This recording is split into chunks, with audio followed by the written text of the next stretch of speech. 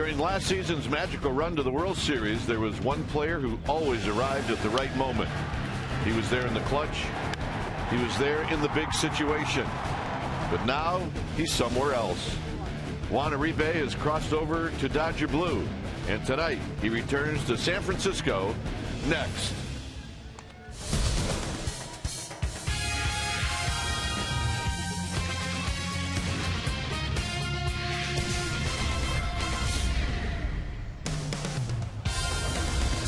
It's a cool Monday night here at AT&T Park as the Giants host the Los Angeles Dodgers Game 1 of this 3-game series. Hi again, everybody. I'm Dwayne Kuiper. Alongside me is Mike Krukow. That's right. The Rivalry is here at 3rd and King tonight, and it'll be a tough matchup. Clayton Kershaw, the lefty for the Dodgers, but we're going to focus on Madison Bumgarner for the Giants. Well, Madison Bumgarner, not many 21-year-olds can match the stuff of Clayton Kershaw. Well, Madison Bumgarner can do just that. And not only that, but he's had the luxury of being successful in postseason, and that means confidence the rest of your career. He's going to try and get his good season started tonight, and I think the key for Madison Bumgarner is to establish his pitches early. He's going to have a good strike zone to work tonight with Jerry Davis, the plate umpire. He's a generous strike zone, and I think it'll benefit the youngster for the Giants, Madison Bumgarner. All right, Giants and Dodgers in Game 1. All right, when we come back, you're going to hear from Amy G. We'll also have a couple of very important ceremonies. We'll have that for you right after this.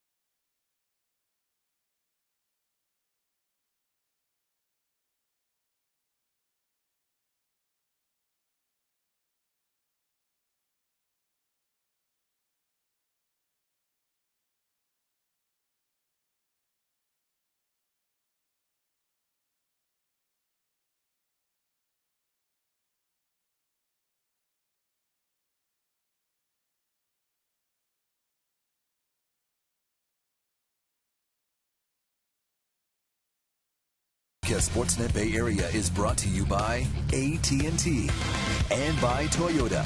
Check out the great deals at your local Toyota dealer today.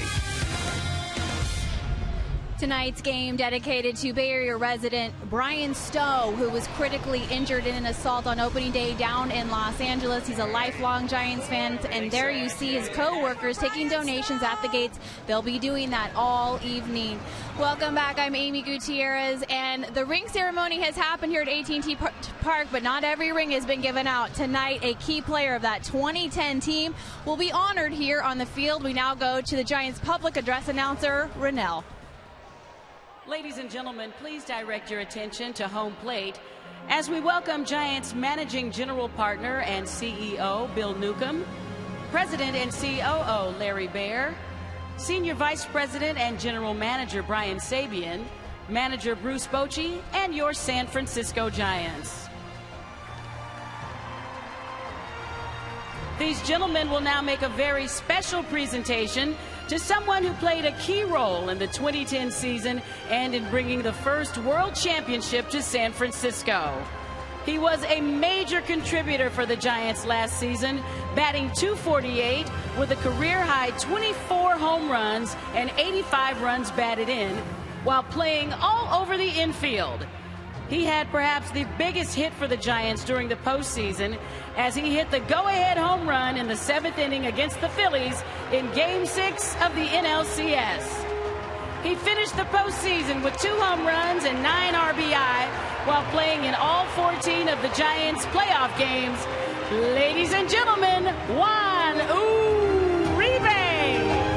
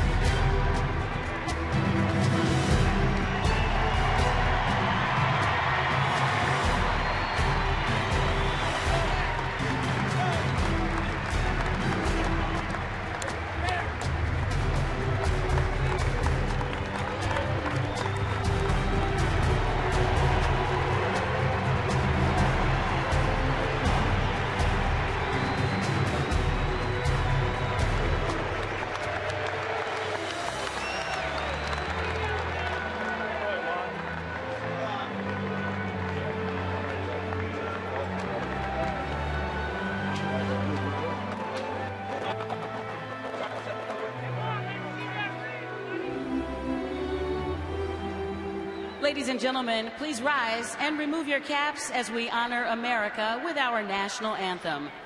Performing the Star Spangled Banner from Cirque du Soleil, please welcome Jameson Lindenberg.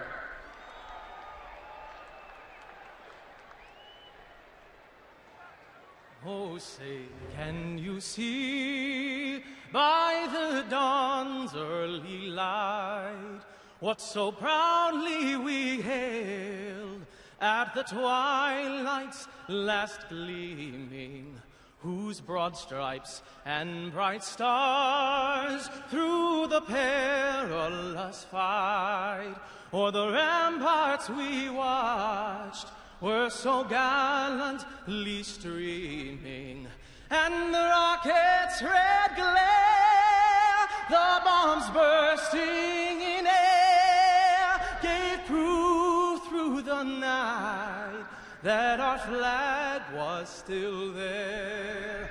Oh, say, does that star-spangled banner yet wave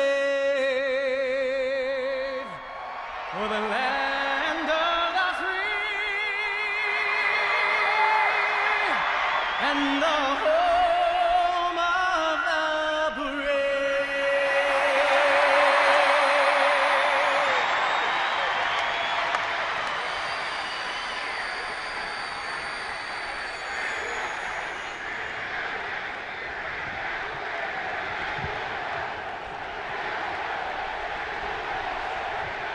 Ladies and gentlemen, Tonight, we dedicate this game to Brian Stowe, who was tragically injured in Los Angeles after the season opener. Please pause for a moment now, a moment of reflection, as we keep Brian and his family in our thoughts.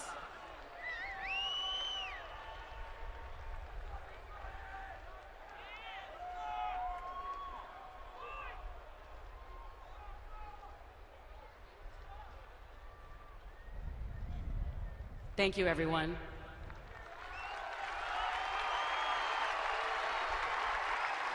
Fans, the Dodgers and Giants communities have come together in support of Brian during this difficult time, and we are privileged to welcome several of Brian's family members and friends who are here tonight. We also want to thank Brian's employer, American Medical Response, and his fellow paramedics who volunteered to collect donations that will go directly to support Brian and his family. It is in this spirit of community that we welcome the Dodgers and Giants players on the field who stand together tonight in their support for Brian Stowe and out of respect for this great rivalry. And now please welcome Dodgers infielder Jamie Carroll and Giants pitcher Jeremy Affeldt. On behalf of the Giants and Dodgers organization and the Stowe family, we want to thank you all for your support and generosity for Brian and his family during this time of need. We also want to thank you for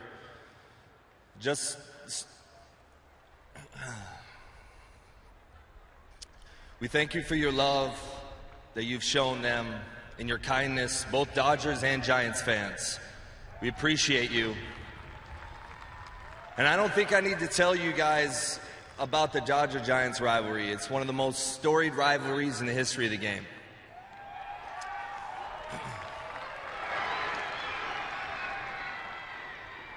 But in honoring that rivalry and honoring the Stowe family, we ask that you respect that rivalry and you respect each other as fans. You guys have rights as fans. You guys have rights to cheer. You have rights to wear the black and orange. You have rights to wear Dodger blue.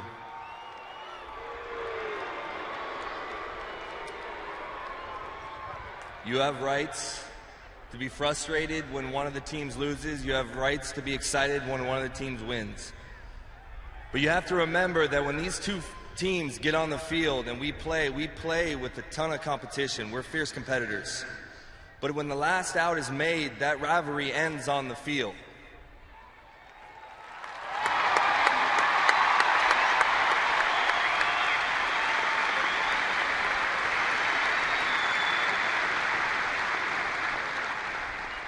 So please respect that.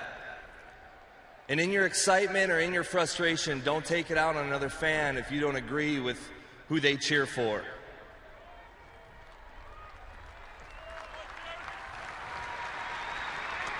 Now I want to introduce a friend of mine.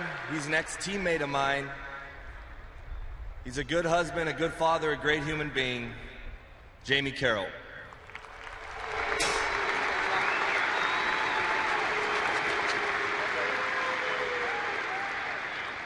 Thank you, Jer. Just want to reiterate what Jeremy said from the Dodgers' point of view. We thank you guys for coming together, raising some money for the Stowe family as they remain in our thoughts and prayers. There's nothing better than rivalry in the game of sports. And like Jeremy said, this is one of the best that's out there. And as we do respect each other on the field, we do want you guys to have the same respect, competitive banter, and passion that you guys have for as long as this rivalry lives. But there's no room in this game for hatred and violence.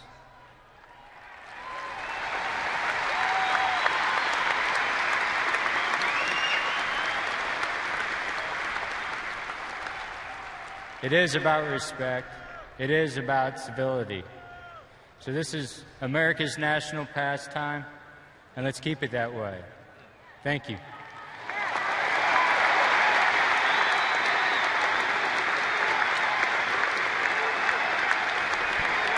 Well, A very emotional message conveyed by both teams tonight to respect the storied rivalry, and donations will be taken all evening for the Brian Stowe Fund. After these messages, Kruk and Kipe, lineups, and the first pitch. Stay with us.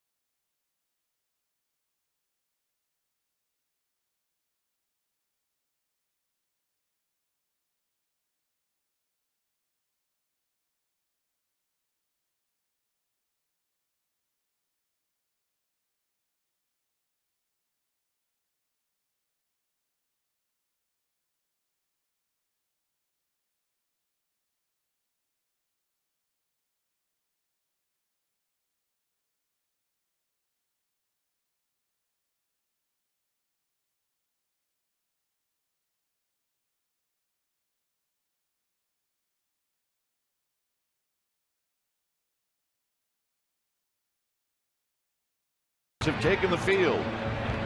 Our game time weather is brought to you by the Santa Cruz Beach Boardwalk. The admission-free boardwalk is open for spring break April 16th to May 1st. Cool night here at the yard, 57 degrees, winds at 11 miles per hour, humidity at 66%, and it is, as I said, cool. Dodgers lineup.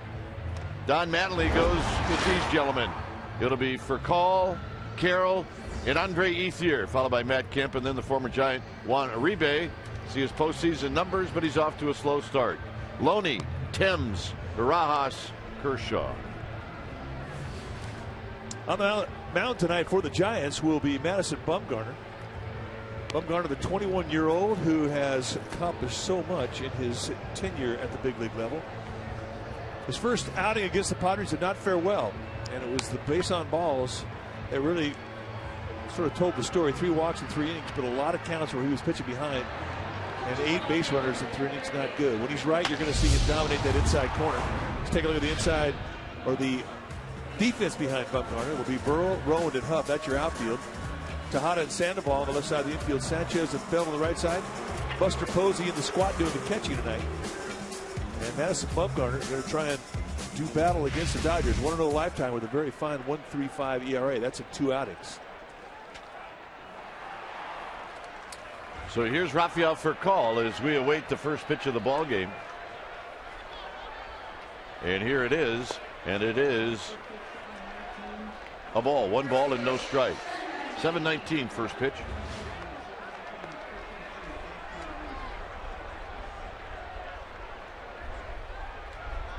For call hitting at 208.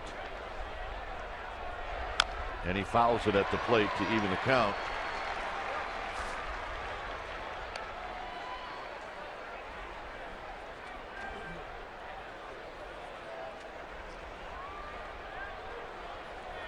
Jamie Carroll to follow, and then Andre Ethier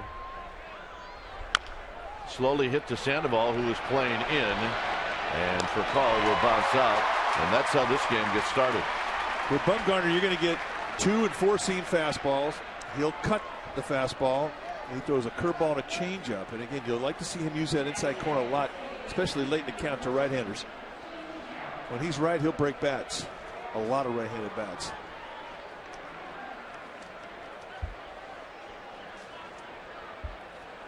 Here's Jamie Carroll.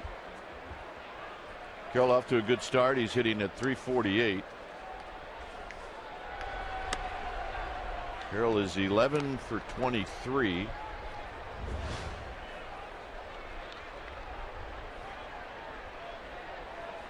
He's 1 for 3 lifetime against Bumgarner. And he takes a call strike at the knees called by Jerry Davis. Well, Jerry Davis is an umpire that likes that low strike. And he is a consistent strike zone, and that will benefit Bumgarner.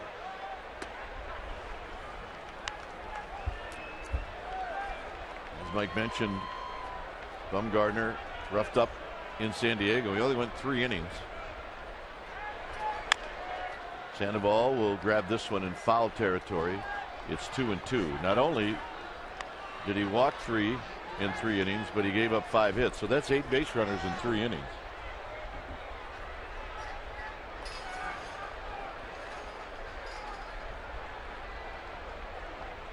2-2 to Jamie Carroll with Andre Ethier to follow. Got him.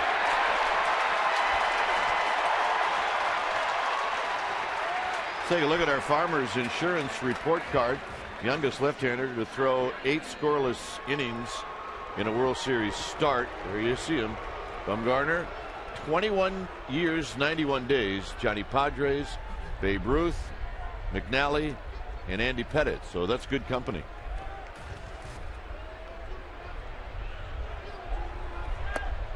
Ethier takes down low, hitting 353. A home run, 5 RBIs. Ethier 0 for 3 lifetime against Bumgarner. But good numbers against the Giants lifetime. As he takes a strike to even the count. Good velocity of the fastball for Bumgarner.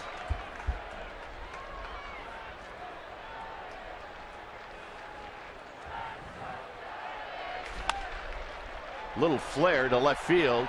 Sandoval is going to make a sliding attempt. It's foul. It's a strike, and it's 1-2. I cannot get over the range that Pablo Sandoval has going over his shoulder into foul territory for pop-ups. It is dramatically different from what he could cover last year. I said to you yesterday, Mike, as we watched this replay, he's as good going down the left field line as JT Snow was going down the right field line. And that's quite a compliment.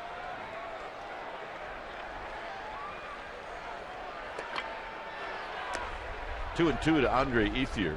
But from our vantage point up here in the broadcast booth, I mean, you really can see just how much ground he's covering.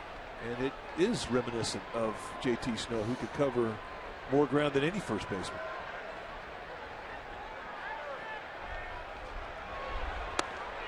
Ethier works it to a full count. Ethier this year against left-handed pitching, he's 0 for 9. Full count to Andre Ethier.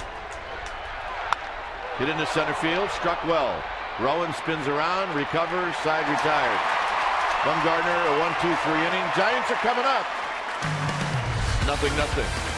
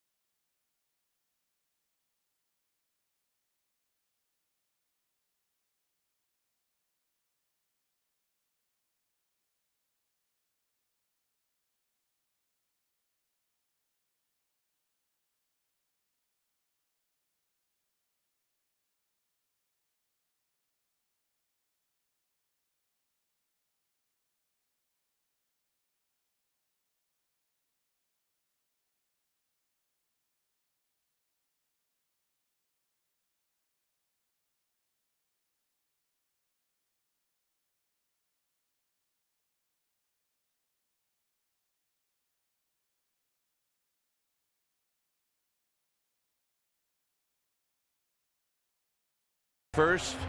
Now it's time for the Giants. Bruce Bochy's lineup looks like this.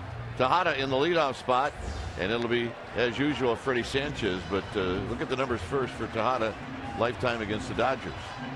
Huff, Posey, and Burrell. Rowan will hit in the 6th slot, then his Belt, Sandoval, and Bumgarner. Pitcher for the Dodgers tonight will be Clayton Kershaw. Kershaw, a 23-year-old left-hander, 6'3", 220-pounder in his 3rd year. And he's got it going against the Giants right now. He has not allowed a run over his last 17 innings against the Giants. Lifetime 2-1 with a 1.23 ERA. Tejada takes a belt-high fastball for a strike. Kershaw will go anywhere from 92 to 96 miles per hour with a fastball, depending on the grip. Big, hard strikeout curveball, slider to changeup to complement his fastball. 93-mile-an-hour fastball for a strike, and it's 0-2. In his last outing in Los Angeles, his first outing of the year, Giants really said they had a hard time picking up the ball from his delivery. Hides it very well. And Tejada goes around as he sees the first breaking ball. 1 out. The defense the Dodgers will employ tonight behind Clayton Kershaw will look like this. In the outfield, Thames, Kemp, Ethier, anchored by the Gold Glove at center. Matt Kemp, Furcal and Uribe on the left side of the infield. Carroll and Loney right side. And Rod Barajas will be in the squad for the Dodgers tonight. Here's Freddie Sanchez. Off to a pretty good start at 314.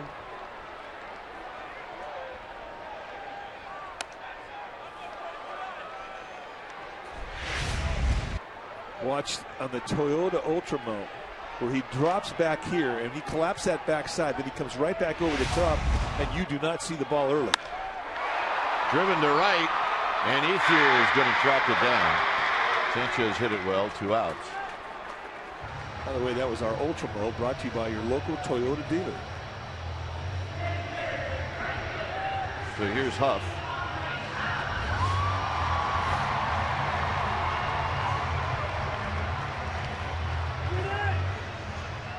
Huff 2 for 14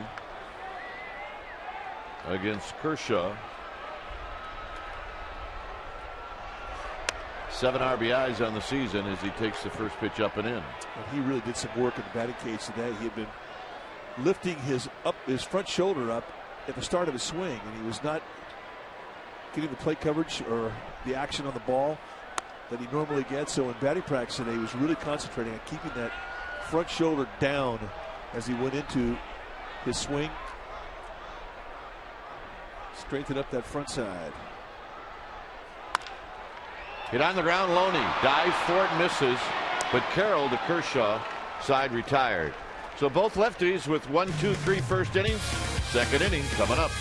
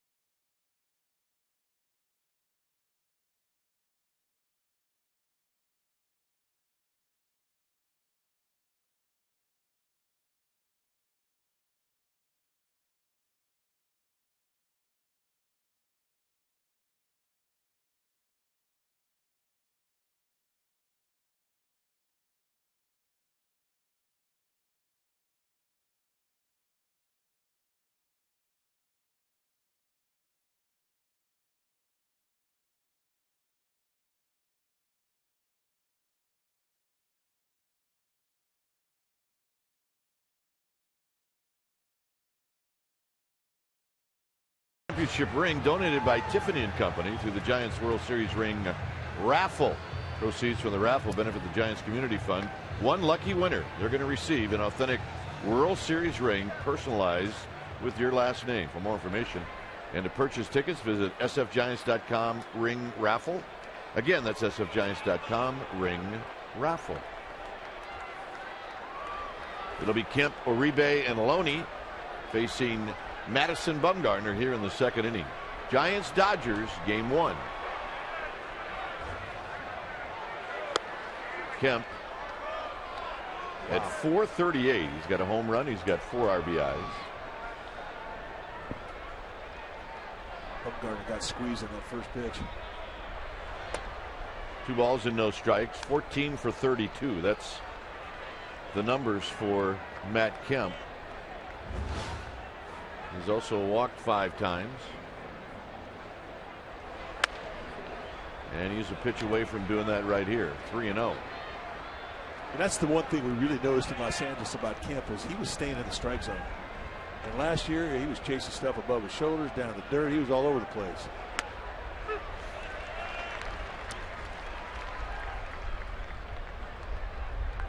Juan Uribe on deck.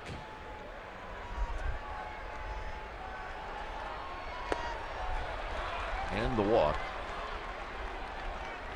Let's hear the introduction of Juan Third baseman, Uribe. number 5, Juan Uribe.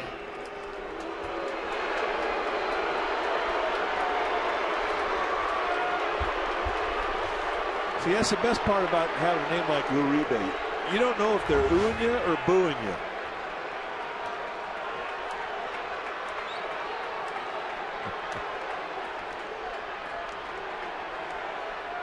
Three for 27 on the season as he takes a fastball high.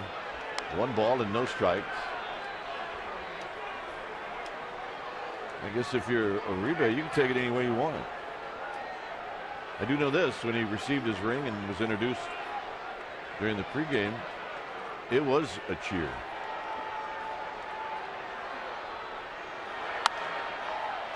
As that's high and foul and out of play, and it locked him up.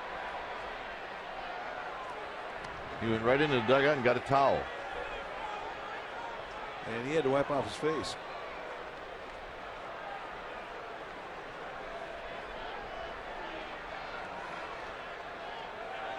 It would be impossible to go through what Uribe went through last fall in a Giants uniform to not have emotion coming back to this ballpark.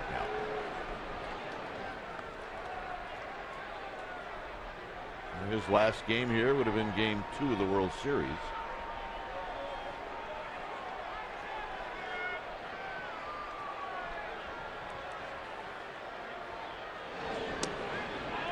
Bumgarner's got a good couple of moves, and so he'll sort of put you to sleep with one, kind of a slow move. Then he's got a quicker one. Just wants you to get a little more courage, extend your lead, and then he zips you, and that's when he gets you. Fouled again, out of play. It's now 1-2.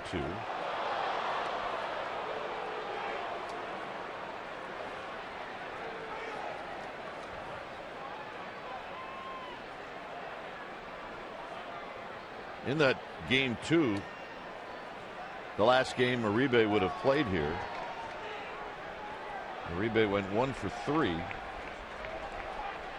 with a couple of RBIs. Here he swings and misses for out number 1. And he will chase above the letters.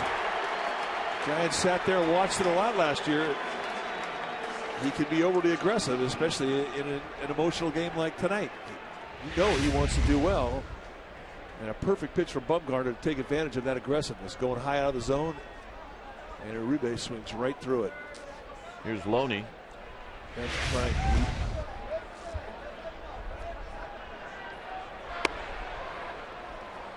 Loney on the season hitting at 143. He's got a home run. He's got 3 driven in.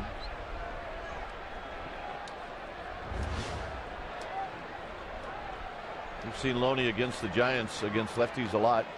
Just flare that ball to left field. Sanchez and Tejada at double play depth. Kemp is picked off, and Belt's going to have to hurry, and he beat it.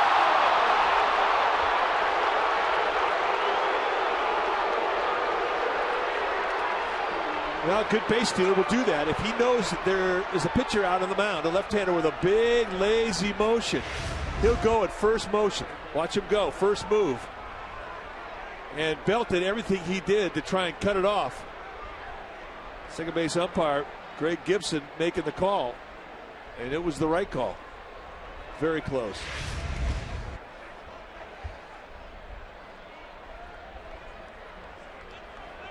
So that's 7 stolen bases now for Kemp, and he has not been caught yet. And that leads the National League. Loney lines this one, and Sanchez has it kick off his glove. Kemp is going to be waved in. Here's the throw home. It is not in time. 1-0 Dodgers. Oh, a game of inches. If Freddie Sanchez hangs on to that ball, good chance they're going to get a double play and this inning's over.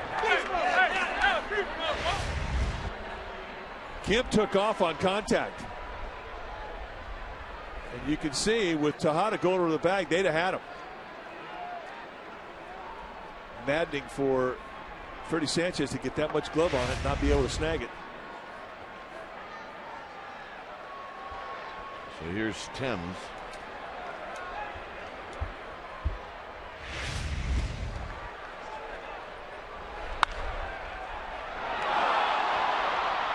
Now, we don't know if that ball knuckled, but it went low to the backhand and he could not keep it in the mitt.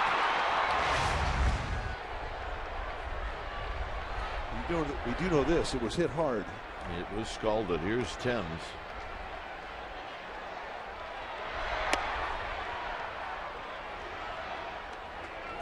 Thames is hitting at 182.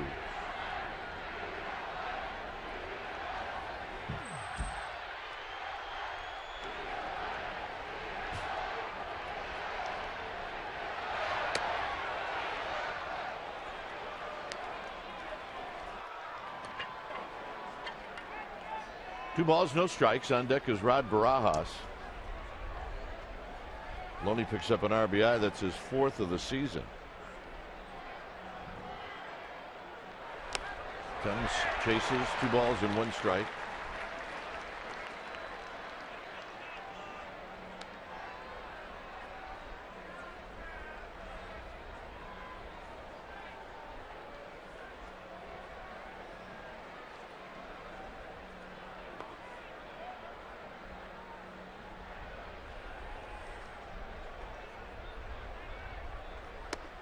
Two and 2 on the breaking ball. Well, Thames will chase. You can get him a second time. There are a lot of guys you can get one time down below the strike zone. With Thames, though, he's aggressive. You can get him a second time, and they may go down here in this 2-2 count with an open base. Sandoval goes down to a knee, and he will throw him out. Nice play. All right, let's check in with our studio for an update about the Warriors.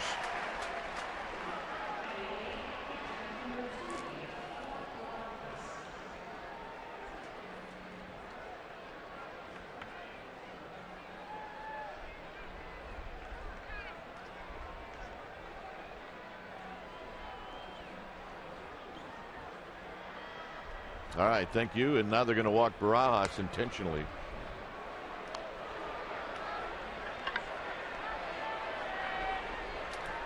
And the hitter will be Kershaw. And you can't take him lightly either. He is a threat.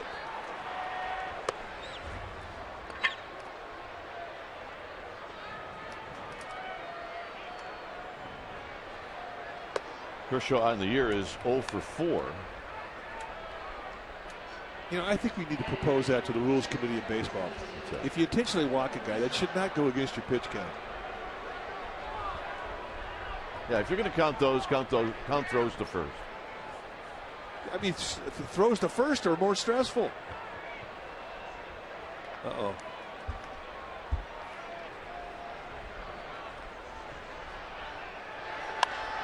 One pitch pop-up. Sandoval in front of Tejada, and that ends the inning. A run on a hit, 2 left.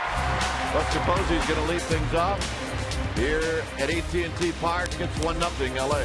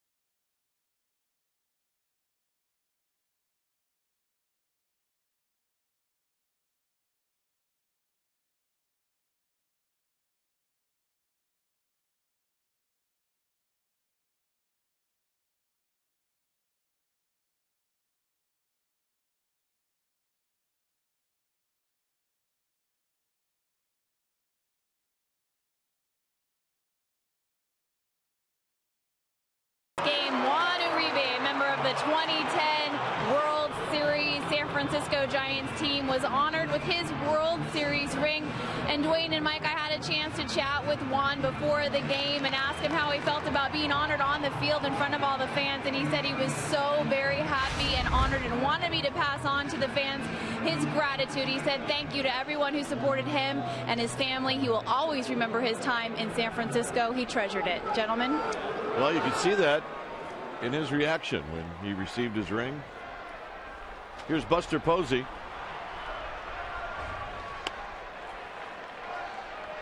Buster Posey hitting at 281. Had the day off yesterday. Pat Burrell. And then Aaron Rowan. Wow. Jerry Davis is having a rough night. And it's the second inning. That is not a strike.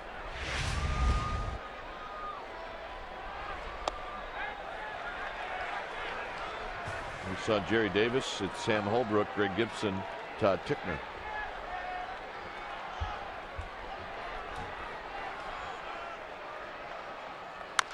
Chopper. Jamie Carroll has it. And Carroll will throw out Posey. Here's Pat Burrell. You know, Jerry Davis used to have his zones pretty big. You know, he would call the low strike, he'd call the high strike. It was pretty consistent. Not a very good curveball umpire. There were curveballs he would throw early in the game that you wouldn't get, but once he got acclimated to it, you know, he would improve on calling breaking balls. But tonight he has been erratic.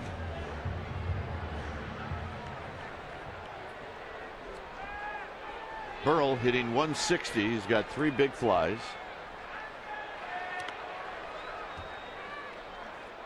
He does have 3 doubles and a home run lifetime against Clayton Kershaw. Those are the best numbers of anybody other than Tejada. Tejada's 5 for 15. But as far as production wise, Burrell is the man against Kershaw.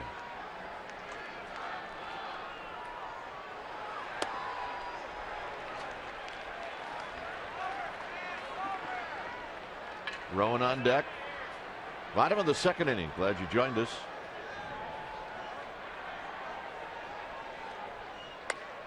(3-0) if you look around the ballpark. It very much looks like a sellout. Great crowds since the season opened up here at home in San Francisco.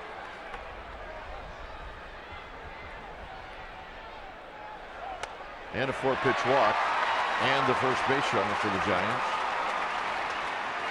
That's the thing about Burrell is, even though he may not have the high average, he's still going to get on base once or twice a game. And he's going to give you a good at bat. He's going to get pitches out of the pitcher. He thinks very well at the plate.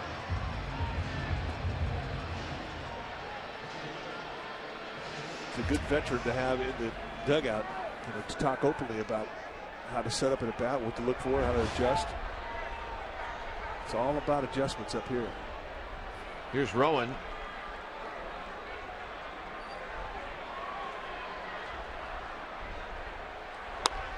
Rowan takes a first pitch strike, so after Kershaw not being able to throw a strike to Burrell, he just plants one in on the inside corner to Rowan. So it's no balls and 1 strike.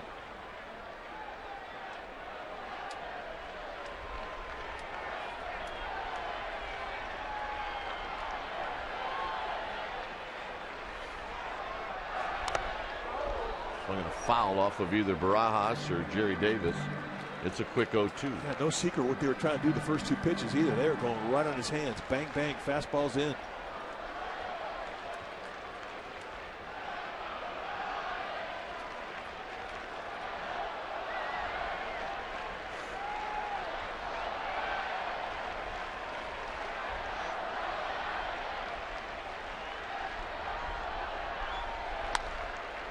Up and in this time, 1-2.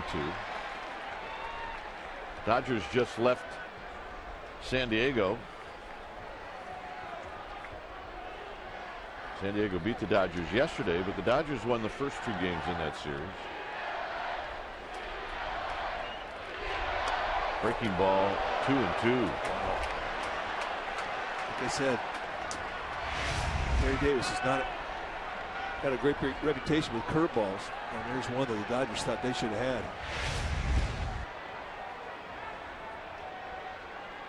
I mean, it's part of it, though. I mean, you're going to have umpires that have nights where they can be inconsistent. You just have to deal with it. And Rowan swinging on a high fastball. 2 outs. Here's Belt.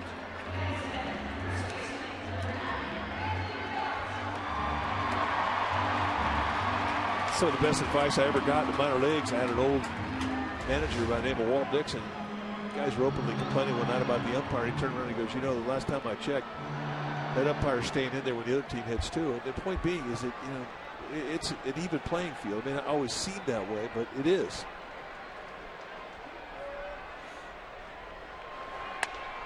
First pitch to Belt is high. Walt Dixon did not want any of us in that dugout being negative about the umpire because it was infecting everybody sitting there.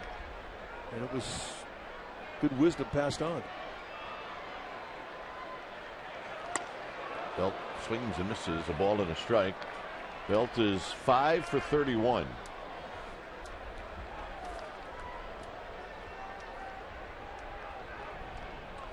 Pablo Sandoval on deck. Should Belt extend the inning? 1-0 Dodgers.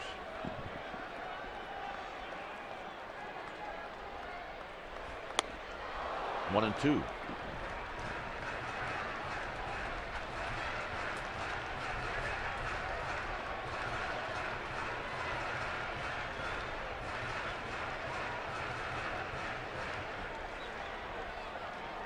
Wide stance by the kid, Brandon Belt.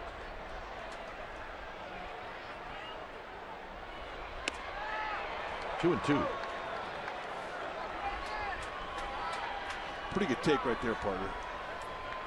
2 strikes. I think I may have been hacking it. I'd at least check my swing on it.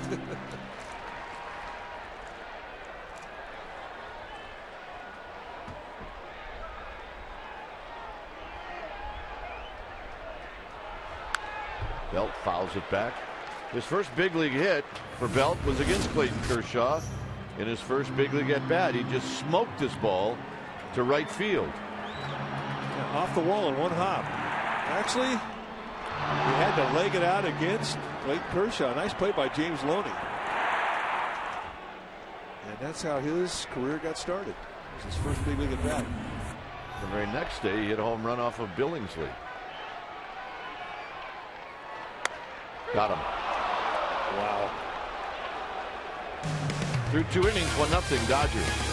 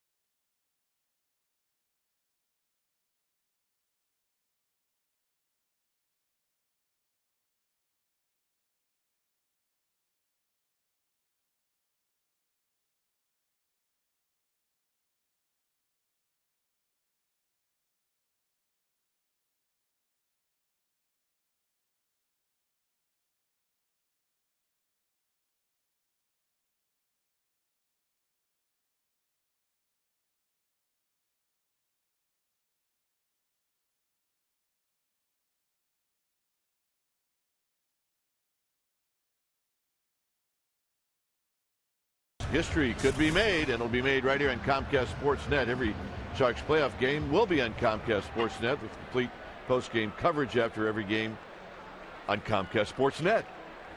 Did I tell you where it's going to be on? No. Comcast Sportsnet. I'm impressed. Here's for call. Ugh.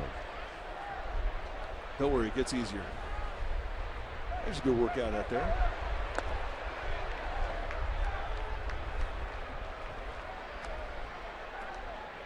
Yeah. I want that job right there. Yeah. It. 1-1 pitch to Furcall is a strike. 1-2.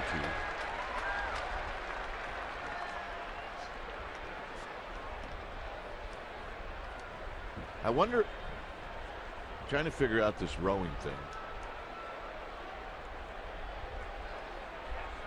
Furcall bounces it right back to Bumgarner, and he will make the play. I'm wondering if you pay to do this. I'm wondering if maybe this is punishment, or maybe a judge said, you know, for whatever you did wrong, you got to do that. No. No way. I mean, I don't see one person smiling. Well, they're looking for air right now. They'll be smiling in about 10 minutes when they get their breath back. There's Carroll who takes a strike. That's a great workout. Oh, like you would know. You've been out there in the bay doing that stuff. Absolutely, I have. The closest you get to that water is walking the dog. Oh, that's a great workout. See? Yeah, you know, Krukos do this all the time. Swinging a bouncing ball foul. 1-2 to Carroll. Hey, we used to live on a lake in Philadelphia. Used to go rowing all the time. It was great. Good workout. I hope some people are buying that.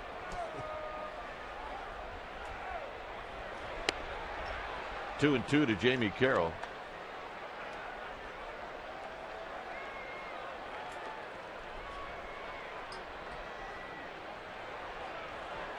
Carroll struck out looking in the first inning.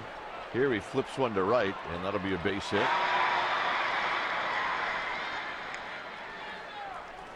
Second hit for the Dodgers.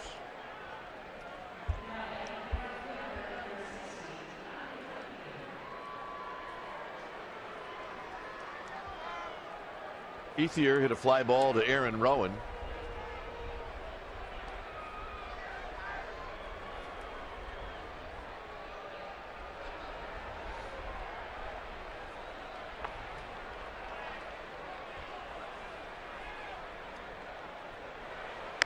And a strike. No balls in one strike. Rockies won tonight at Shea Stadium. Won by a final of 7-6.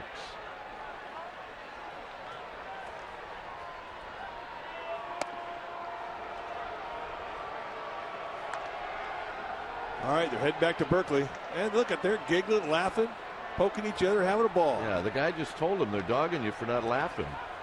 So this is all fake. Yeah, look at him laugh now. Hit on the ground to Sanchez to Tejada. Tejada to Belt. And that's the double play. Killing me. It's fun.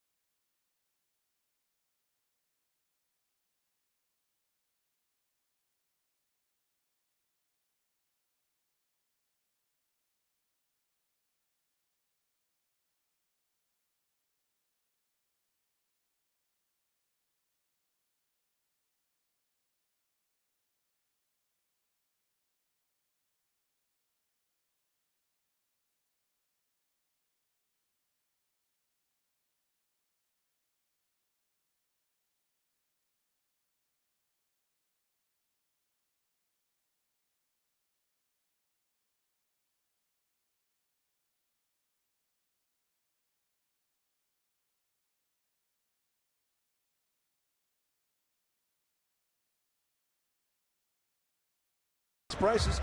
Make sure you book your group today by calling 415-972-2298, or you can visit sfgiants.com. Here's Sandoval, a 1-0 lead for the Dodgers. And Sandoval takes one wide, 1 ball and no strikes.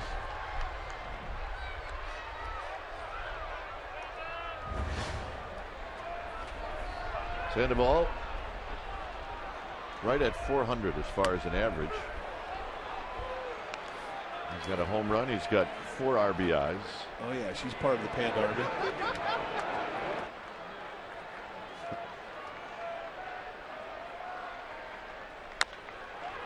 To the right side, foul right at Roberto Kelly. Yeah, they're all over. Gets bigger every day. This is Lynn Herstein. And what'd you call him? A great line from the movie Hangover. That's what you call a one-man wolf pack. A one-man wolf pack. He's got his soccer socks on.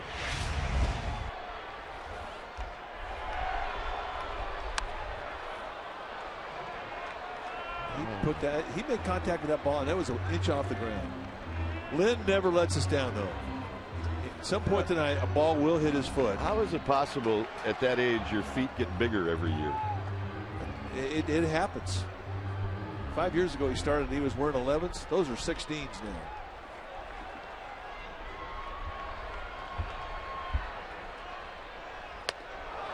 Two balls, 2 strikes.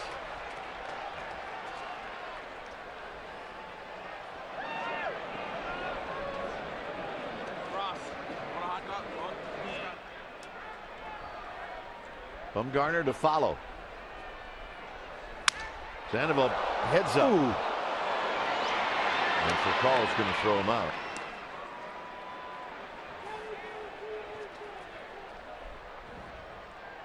The Giants baseball and Comcast Sportsnet Bay Area is brought to you by the Solar Company. Visit thesolarco.com for details about their new zero-down lease with monthly payments as low as $99 for qualified buyers.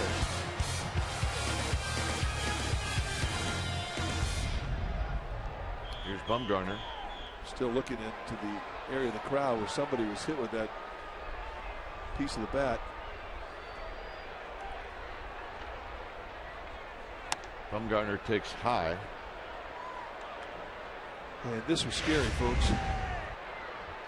This gets completely sawed off, and that thing went into the stands, and it had some steam on it. There's a pop-up out of play. So we'll follow the bat.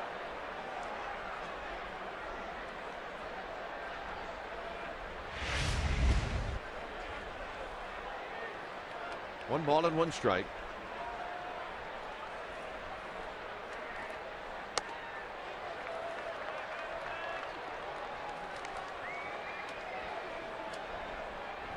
Bumgarner leading the major leagues in hitting.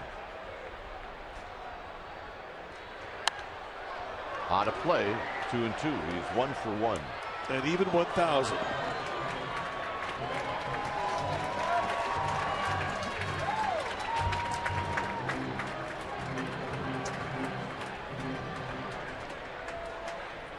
This lady got dinged somewhere. Yeah, it looks to be okay. That was the bat that went into the stands.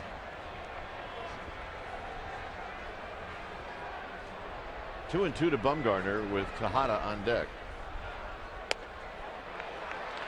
3-2. That's a pretty good take.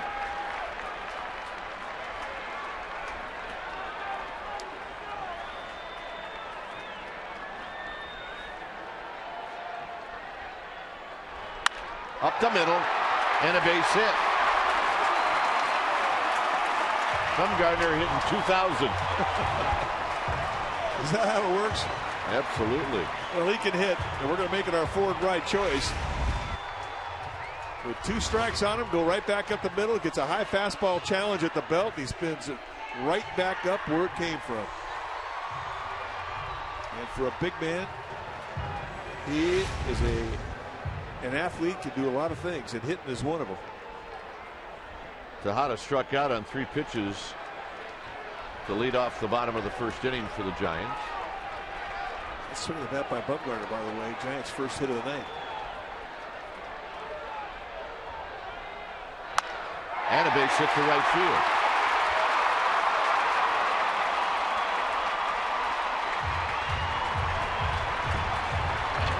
So back-to-back base hits. And here's Freddie Sanchez. Staying inside the fastball that cuts in on his hands. And throws it out to right field, staying inside that ball, and he'll be happy with this swing. I mean, that's a strong man. And I'll say it again, I mean, I don't think there's anybody better on the Giants team that covers that middle end part of the plate than this guy.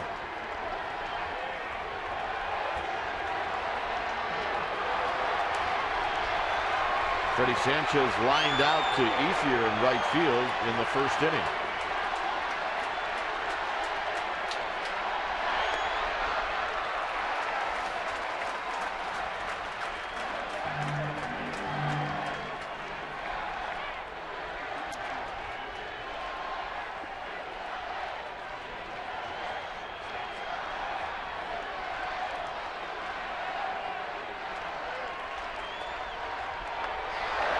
Nice block by Barajas.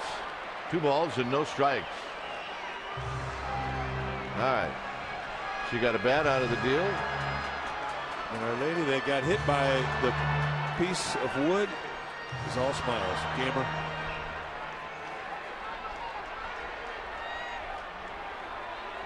All right. Everything's good. 2 balls and no strikes.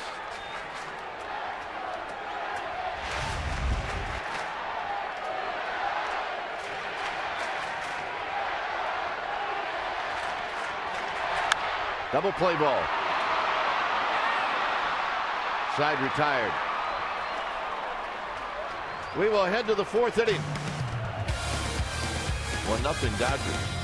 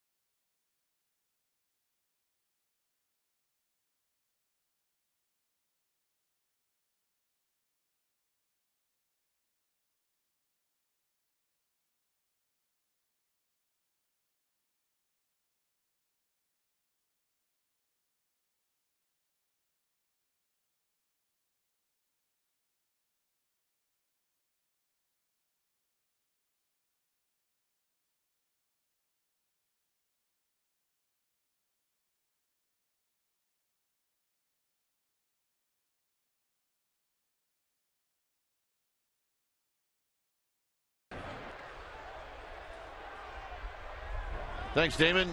Indeed it is. Giants, Dodgers, with the Dodgers on top. 1-0. And it'll be Matt Kemp to lead things off as Kemp takes a strike. Kemp drew a walk in the second, eventually scored on the Loney base hit.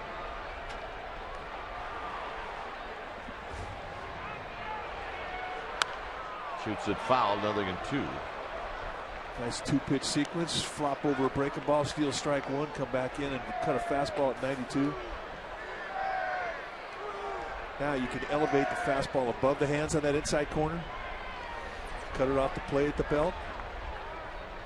Break a ball in the dirt. Wow. close. That was a high cut fastball. I thought was a good pitch, and they pulled it off. That's exactly where he wanted to put it. Now, did he go? No.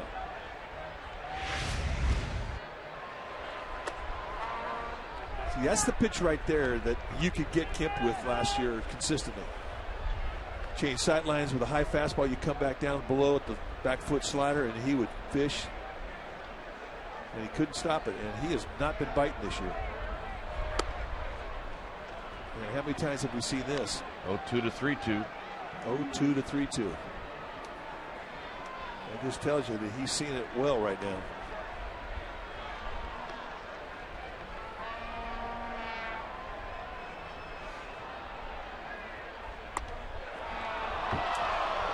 (0-2) to a walk. Pretty much the way things started off for the Dodgers in the second inning. If you remember, Kemp was picked off, but he wound up stealing the base.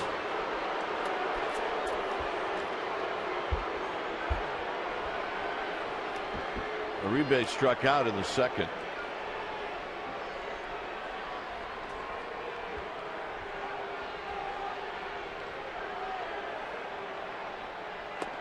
Down low, 1 ball and no strikes. It's the one pitch he really hasn't established yet. That's the changeup he just missed with to Uribe.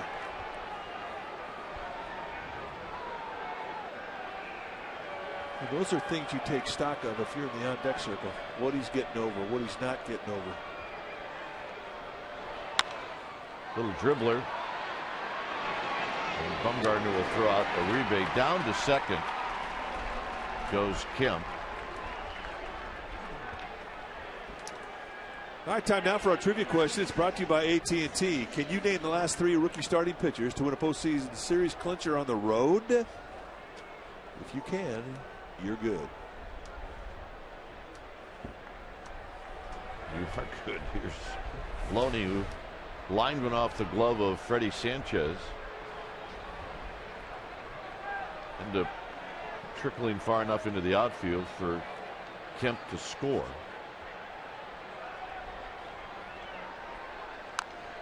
Playing a foul, and it's no balls and 1 strike.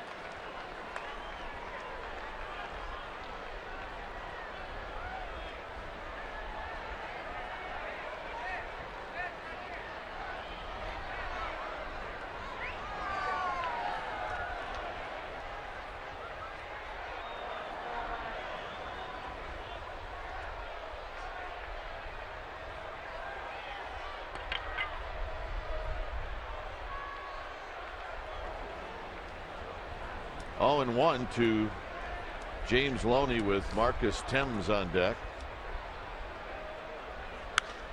Shot to left. Burrow coming in. He will make the catch. His throw is a little late. All right, let's check in with Amy G. All right, gentlemen, before first pitch, we mentioned that tonight's game was dedicated to Bay Area resident, lifelong Giants fan Brian Stowe, who was critically injured after he was assaulted down in Los Angeles on opening day. More than 100 of his coworkers came out tonight to volunteer their efforts in taking donations for the Brian Stowe Fund, and you can still donate from home if you weren't able to come to tonight's game.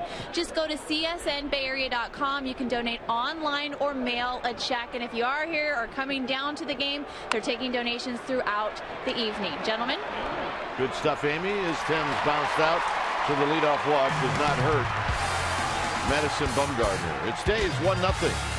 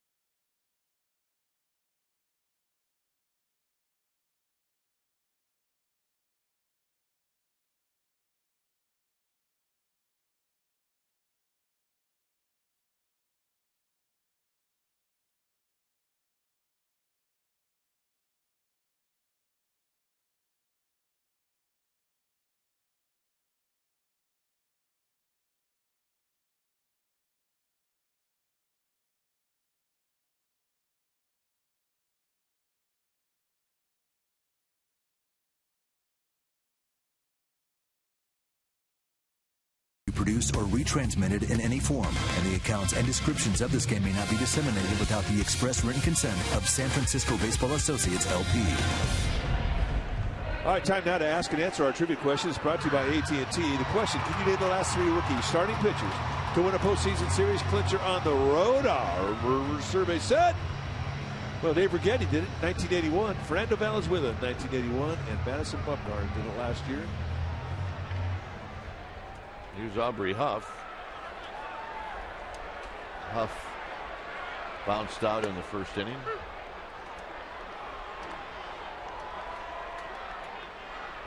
Over on Spanish radio for the Dodgers, Fernando Valenzuela.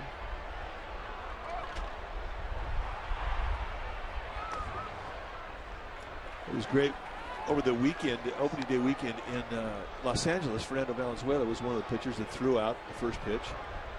And they asked him, we want you to do that deal where you look up at the sky in your motion when you throw to home.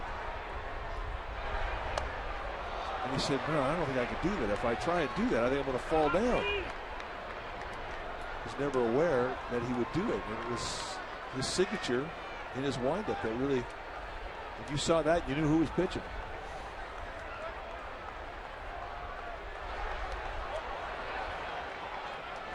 Two and two to Huff. It took every ounce of strength for Huff not to swing at that. Ninth season. The radio color analyst.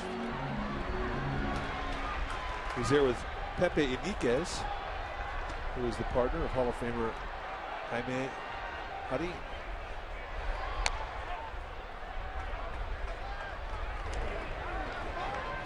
Oh yeah, is that Carlos? I know one thing, he's warm. Let's go, Dad.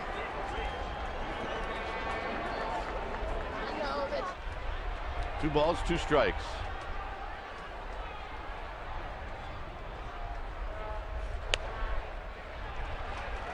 So Huff making Kershaw work. This will be pitch number 50 coming up.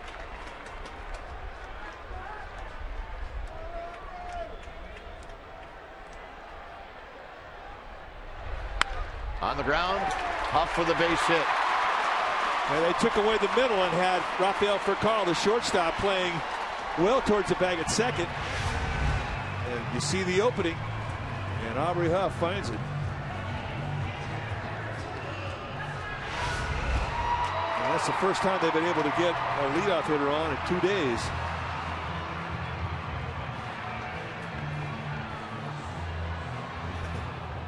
It has been a dry spell in that department. Here's Buster Posey, who bounced out to second.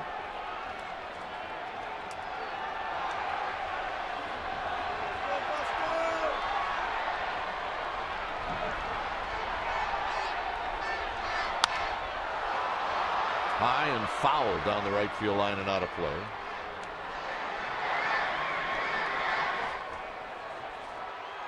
We have a winner. We always tell fans to bring their gloves when they come to the ballpark here. We don't really know what to tell you to bring to protect yourself from the bats that fly into the stands. Throw your arms up. Duck. If you're a woman, well, get behind your husband.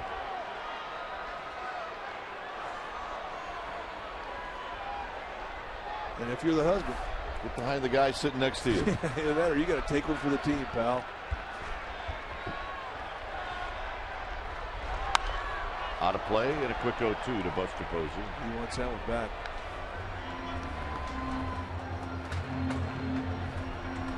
Posey spoke before the game yesterday in receiving his National League Rookie of the Year, and he was fabulous. Very well thought out. He thanked his mom and dad, his wife Kristen. He was great.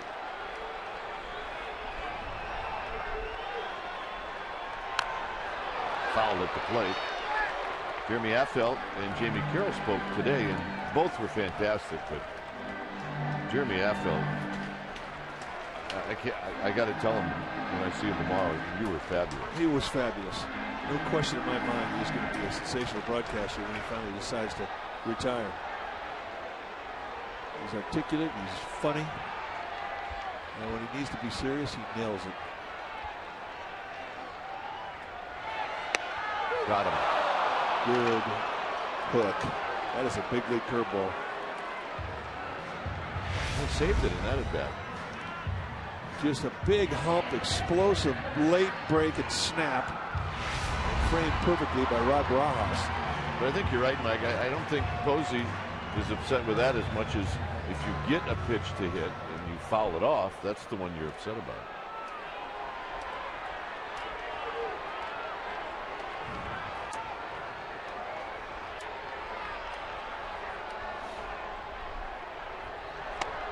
Burrow swings and misses. He took a 4-pitch walk in the second, so that's the first time Burrow has been able to let it go.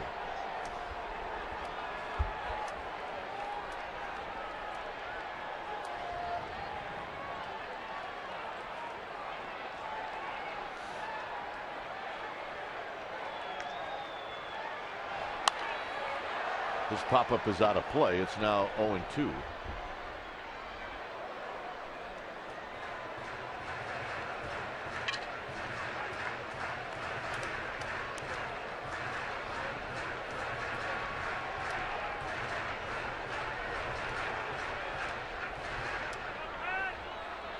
Bumgarner watching. He's got one of the 3 hits for the Giants tonight.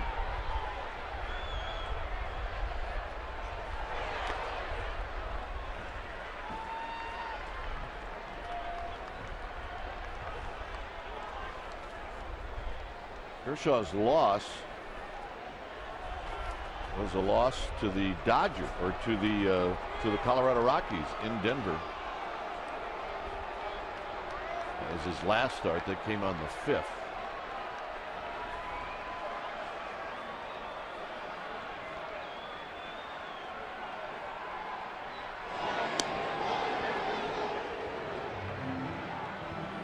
Dodgers got shut out that day. Kershaw allowed 3 earned runs in 6 innings.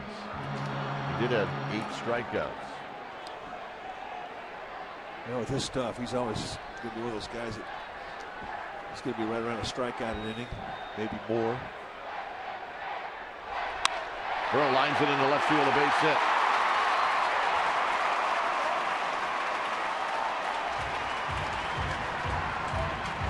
Well, tune in to NBC Bay Area Wednesday at 7 o'clock as the Giants and Dodgers play the final game of this series. You'll see it on Comcast Channel 3 or in HD on Channel 703. And for everything Giants, check out NBCBayArea.com and search for The Cove. Deep coverage of the team, the players, and even the ballpark. The Cove on NBCBayArea.com. What a nice at bat by Pat Burrell. Sort of reemphasize the point we were talking about in his first debut.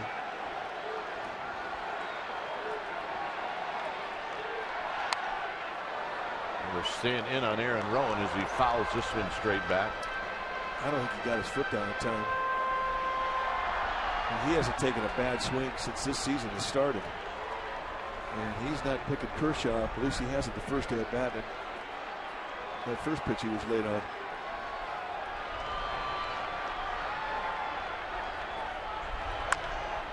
Towards the hole, Uribe cuts it off. There's one, and not in time. Jamie Carroll did not get much on the throw.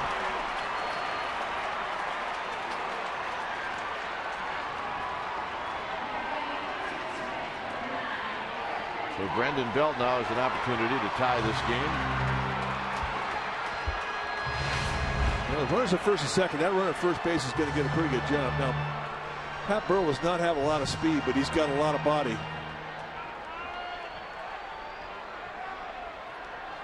Well, that was close. That was close. Giants may have cut a break there. They may have. So here's Belt. Belt struck out looking in the second.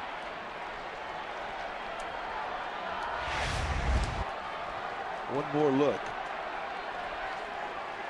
Safe. Good call. Sam Holbrook, the first base umpire, making the call. 4 balls and 1 strike. He humped up there, 95.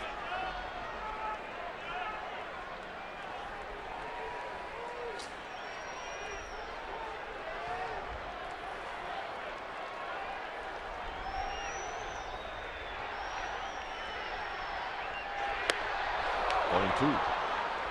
It's hard to be patient when you're a young hitter and you're trying to get established. And it has not yet clicked in offensively for Brandon Belt.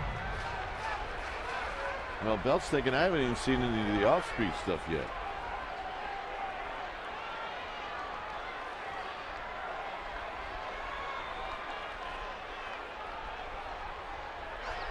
Got him, and that'll end the inning. 5 strikeouts for Clayton Kershaw. It's 1-0 LA.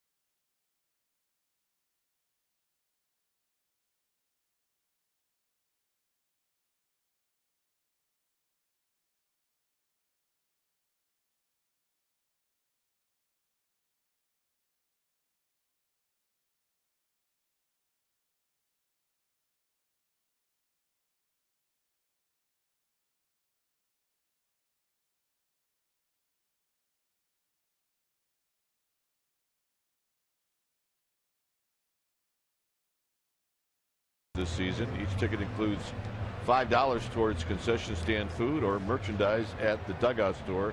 That's $30 off free food or souvenirs. Price will vary based on games selected. Go to sfgiants.com.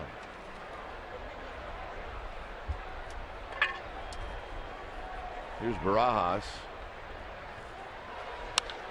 High and deep to left. Burrow in front of the cars. Gone. Barajas jumping all over that first pitch. His second home run of the year. And it's 2-0 Dodgers.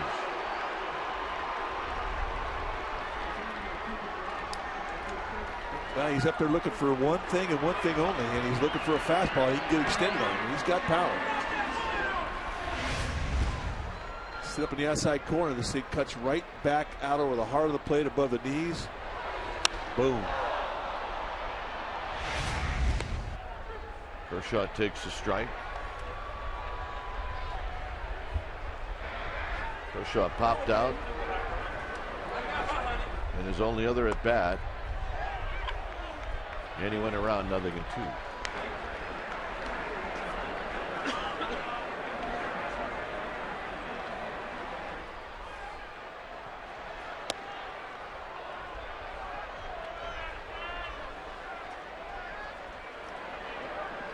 Ron Barajas, Southern California kid, playing at home, off the glove of Sandoval, and Kershaw is aboard.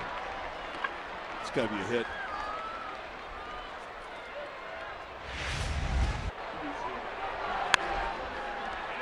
Looked like Pablo may have had a little bit of a lead going to the right, and then he regroups and doesn't quite get enough glove on it. Here's for call. For call is 0 for 2.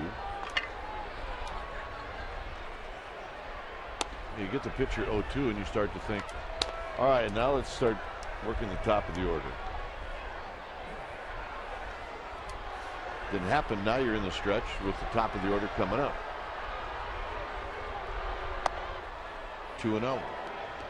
Well, that means that this 2-0 pitch becomes a big pitch.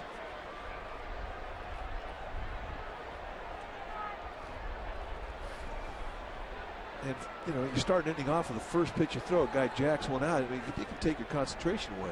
Just a little bit. And Madison Bumgarner said that, you know, he has to constantly be aware of his emotions, because they can get away.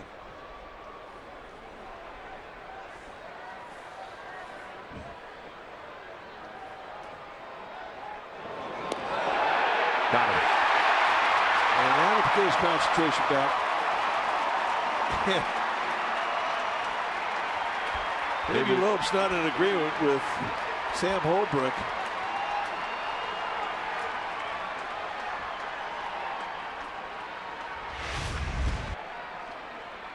Kershaw, he had just a half-step lean, and he just couldn't get that big old body back to first base in time. I mean, it's not likely Kershaw was going. That'll be a kangaroo court fine.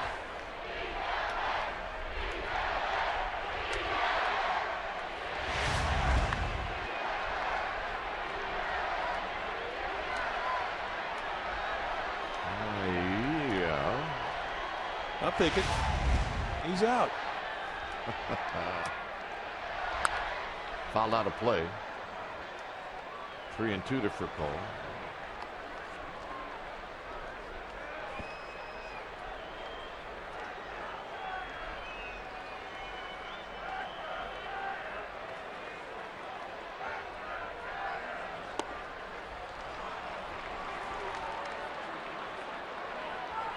Jamie Carroll will hit. Fourth walk issued by Bumgarner. One was intentional.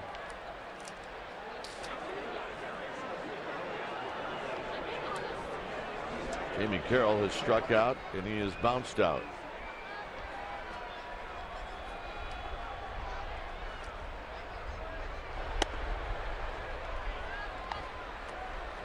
Just a little low for Jerry Davis.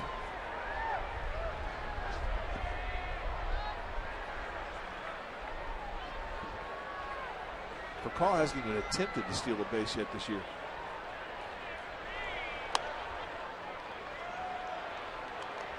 Dave Righetti's going to come out.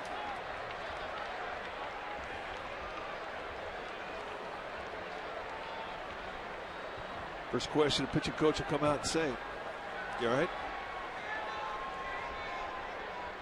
And then he's going to give you what his solve is going to be. And, you know, a lot of times you're just out there and you're going to repeat the basic throwing skills. You know, pick your target up, concentration's coming away from the glove, keep your eyes on the glove after you throw it. Try and drive your shoulder towards your target, keep that front side in a little bit longer, you're pulling off the ball. Anything that can get that guy's concentration back to the glove is a good suggestion.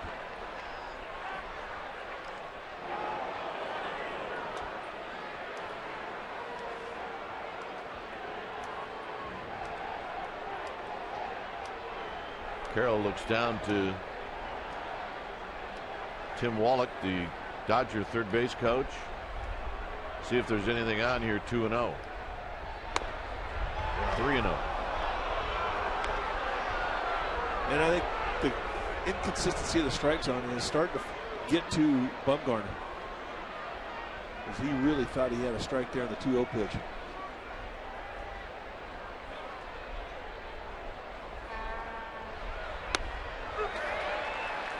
He's a walk away from getting that Giants bullpen going. The distribution of pitches really hasn't been that bad outside the second inning when he went over the 20 mark.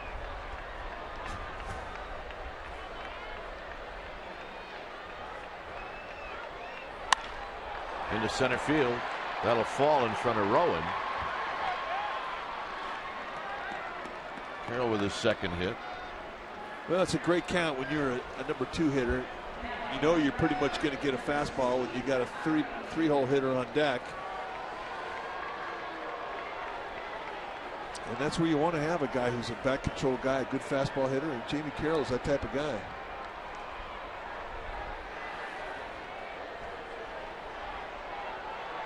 Ethier is flied out and he's bounced out. Hit into a double play in the third. 1 ball and no strikes. Another close pitch that Bumgarner's not getting, and again you can see the frustration. And now Ramon Ramirez heading down the Giants' pen.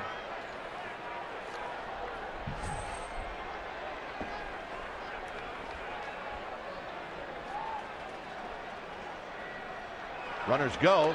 Posey's throw. Not in time.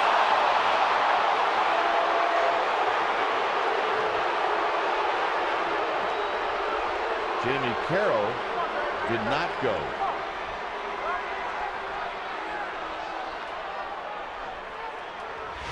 Now, a base stealer is going to watch a pitcher, and if he thinks he's getting anything that says that he's not paying, the pitcher's not paying attention to that run, he's out.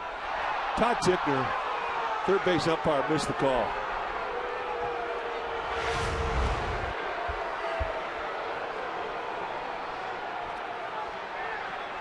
And it is all stacking up against Bumgarner right now. He's not getting any breaks, not from the plate umpire, not from the third base umpire.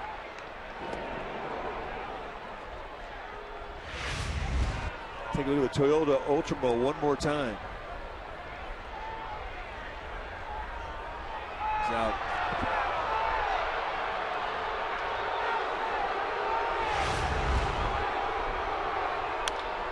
Line drive in to center field for a base hit, and it's 3-0 Dodgers, and that's the first hit for Ethier off of a left-hander this year.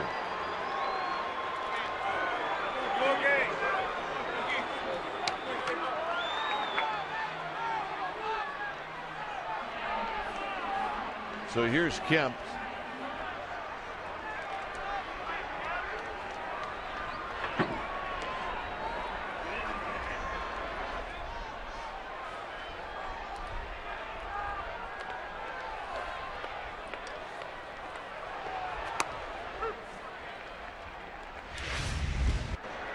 Here's another look at the big play in this inning. It was a stolen base. Now we thought Lester Posey and Pablo Sandoval got the out on. The call was safe, and this. Burrow's going to let it squirt by him, and they're off to the races. Carroll scores. Here comes Ethier. He's going to score. Kemp to third, where he is out at third.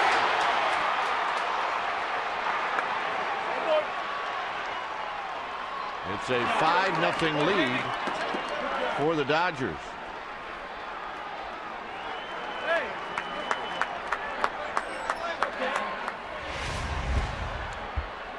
Well, Pat Burrell kind of got caught rocking a hard place, trying to come in hard to have a chance to catch that ball. And then when you get to the area where you are going to get short hopped, he could not keep a body in front of it. There's a number into center field for a base hit. So Uribe with his first hit.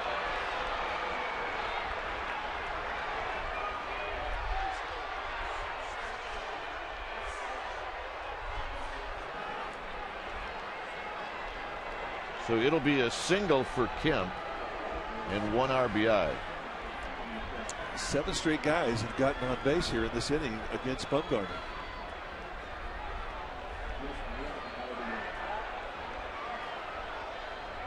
So here's Loney. Loney fouls it out of play.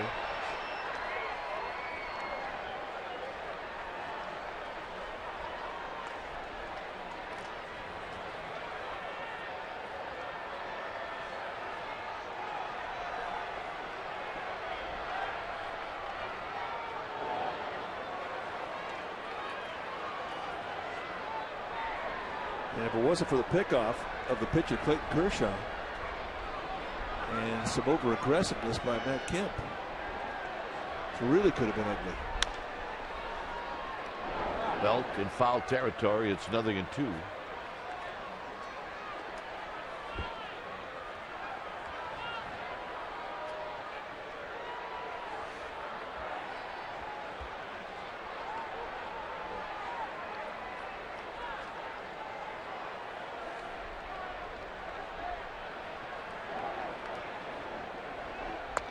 down low. It was pitch number 82 for Bumgarner.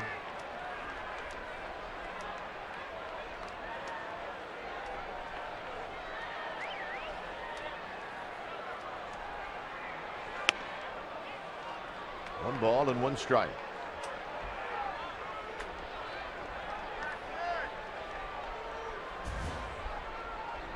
There you see the 26 pitches so far this inning.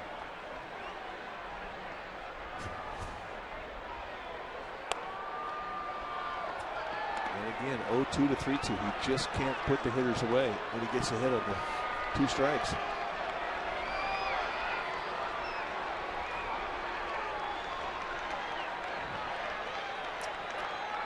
Uribe will take off. And Loney strikes out swinging. A 4 spot for the Dodgers. Work to do for the Giants.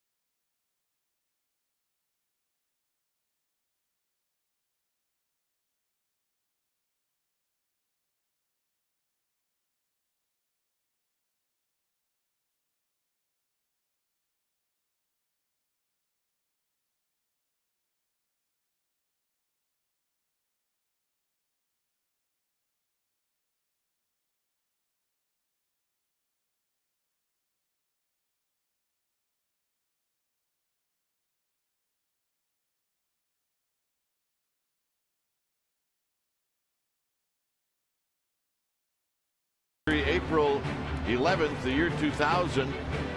It was the year this ballpark opened up. Opened up this date. The Jewel by the Bay play their first regular season game at AT&T Park. Giants would go on that year to win the National League West, to go over 3 million fans for the first time in franchise history. Gowan, Larry Bear throughout the first pitch. It was awesome. It was.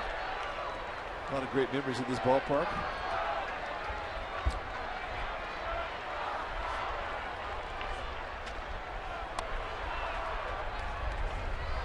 Mark DeRosa's on deck.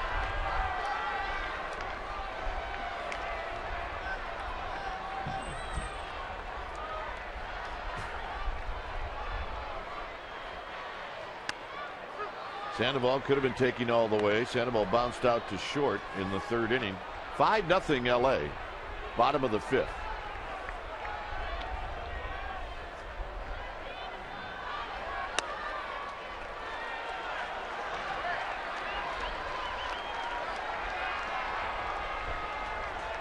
Well, I think it's important that they put something on the board this inning.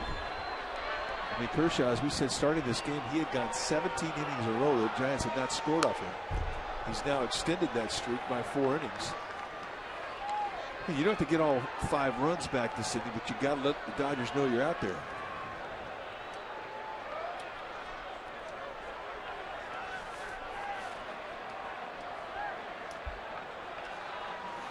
Three and 2 to Sandoval.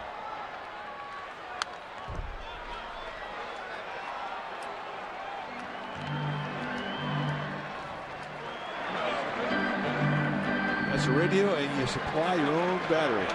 Just hand crank, and you are. You know who'd love that? Old partner Joe Angel.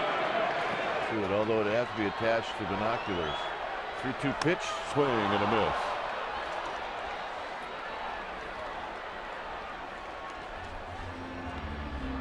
Giants baseball on Comcast Sportsnet Bay Area is brought to you by Provident Credit Union Super Reward Checking Account.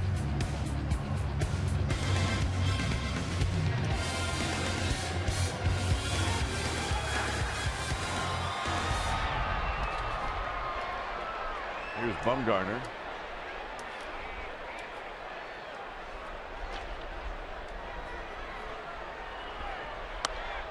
Bumgarner's got a base hit in this game.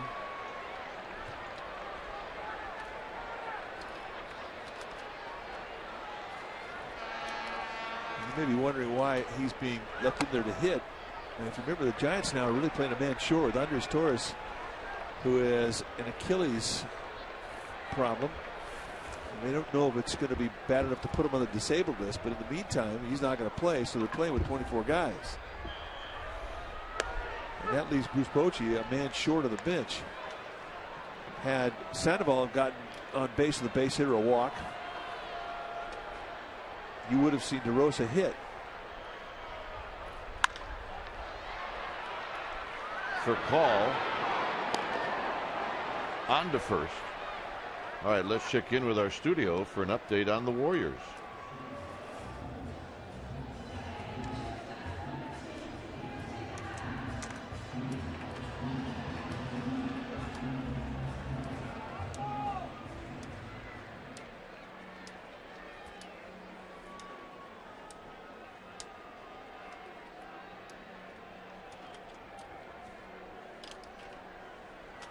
All right, thanks. Here's Tejada. Tejada breaks his bat, flips one to left, and making a diving catch is Thames to end the inning. Sixth inning coming up.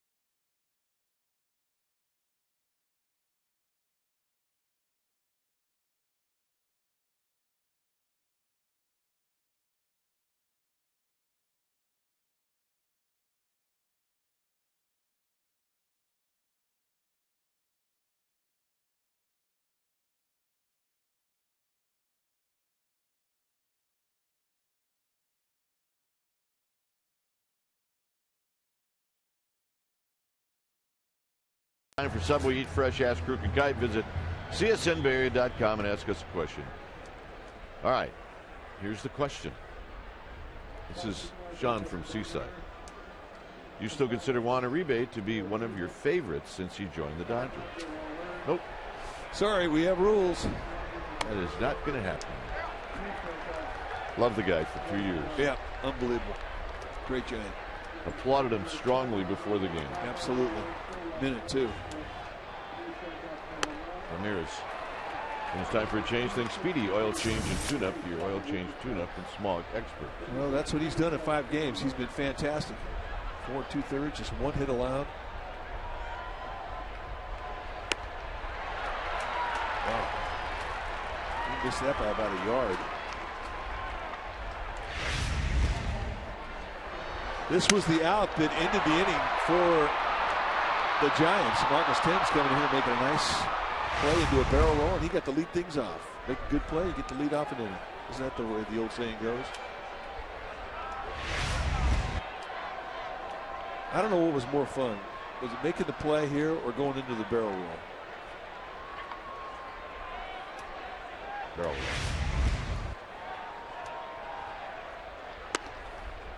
If you saw Ramon Ramirez down in Arizona, you thought, uh-oh, he's not going to have a good start because he didn't have a great spring. But the old saying about you go north out of spring training and you start to get better snap on the slider because you're throwing into more humidity. It really applied to Ramirez. I mean, he just looks like a different guy. What happens in spring training stays in spring training. Exactly right. That's the story we're going with.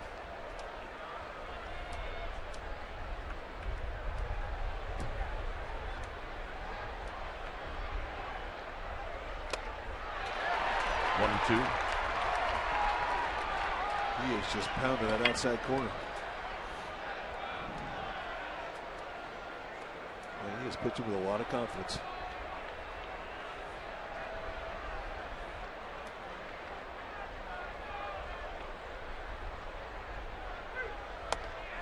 See ya. Cole and Pat went down around the knees. The payout pitch above the hands. See you later. All right, let's check in with Amy. All right, fellas, a quick injury update for fans at home. Andres Torres with a mild Achilles strain. He was not in the boot today in the clubhouse, and they will evaluate him tomorrow and make a decision whether or not he goes on the disabled list tomorrow. They're going to decide that. Cody Ross played catch today, and he's feeling better. Gentlemen? All right, Ramirez with a 1-2-3, sixth inning. Work to do for the Giants. I need to get some.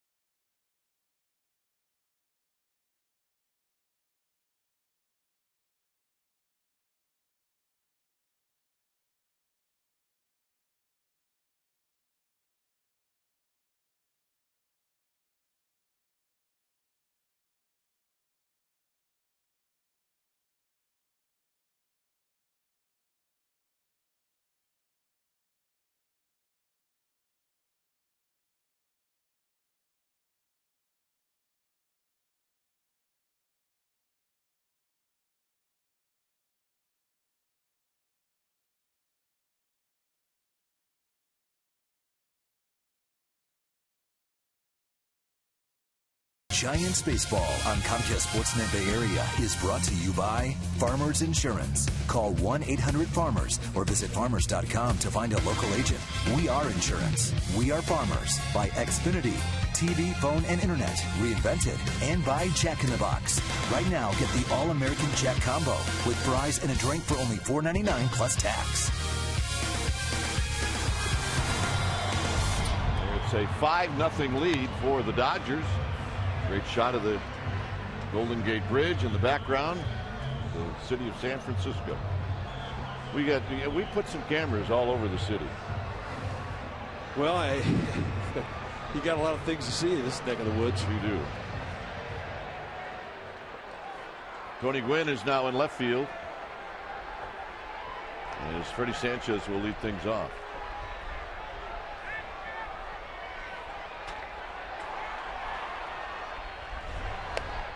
Sanchez lined out to right field, hit into a double play. We have Bridges, and then we have more Bridges, and you might check out another bridge.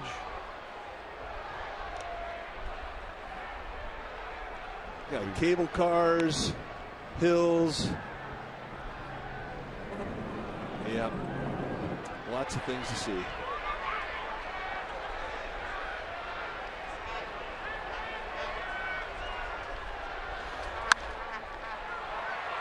Carroll to his left.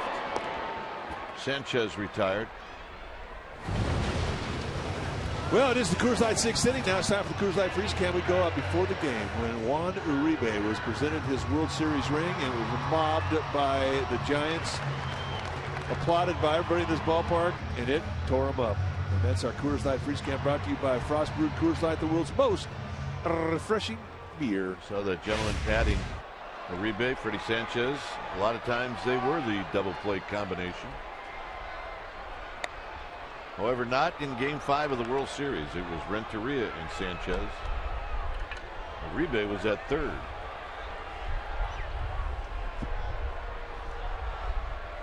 And this hitter was at first, Aubrey Huff, who singled in the 4th inning.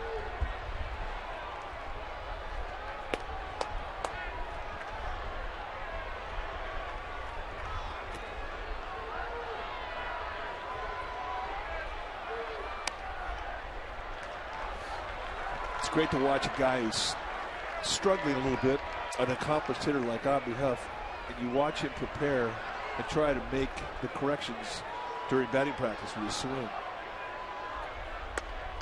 I mean, every swing, concentration is very intense. Takes a swing, evaluates, gets back in the box, makes his correction, takes a swing, evaluates, repeats the procedure. What he thought he was doing was raising that front shoulder up. He was not driving his shoulder towards the ball. He was not keeping that front side solid, which allows him to really drive the ball to left field. Hit up the middle. Carroll dives in and out of his glove, and Huff is aboard. Tiffany & Company is the proud maker of the San Francisco Giants World Championship ring. Tiffany has introduced the exclusive San Francisco Giants collection featuring the World Series champions commemorative logo. There's a number of different things you can purchase.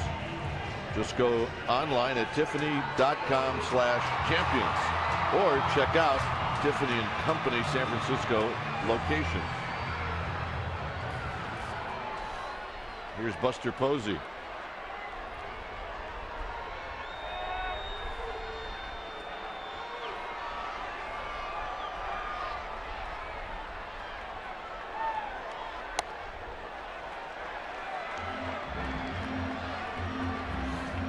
Buster Posey has bounced out and he's struck out.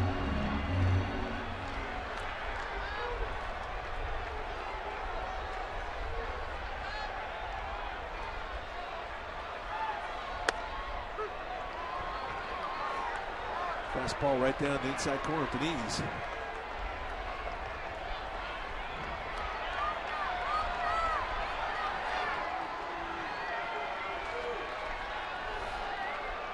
They've tried to go that side of the plate all night long on Posey with the fastball. Foul back. It's 1-2.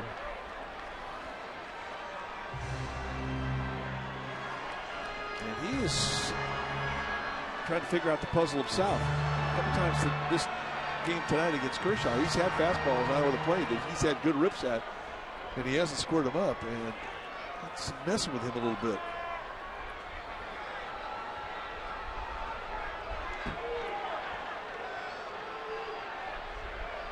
And here comes Uncle Charlie. It's what got Posey looking in the 4th inning.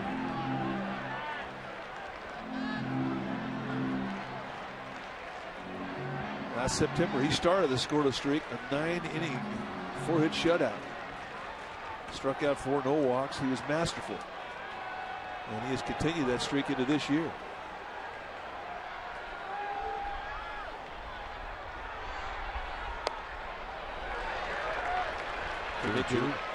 Came into tonight's ballgame with 17 consecutive shutout innings against the Giants. And he has tacked 5 of the 3rd on the mat.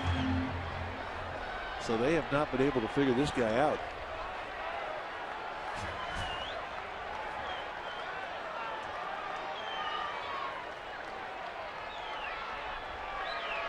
Got him again. 7 strikeouts. Here's Burrow. This is pitch number 90 on the night. Breaking ball. You can see Posey swing through Sia, and he's not happy.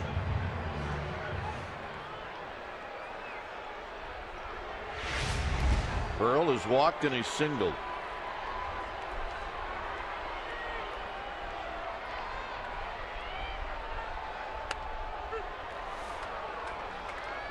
Giants have 5 hits.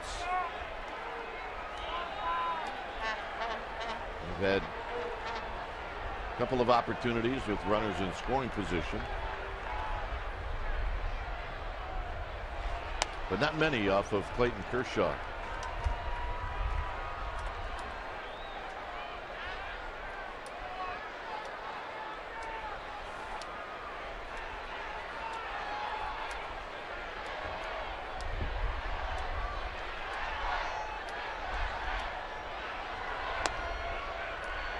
Two and one to Pat Burrell.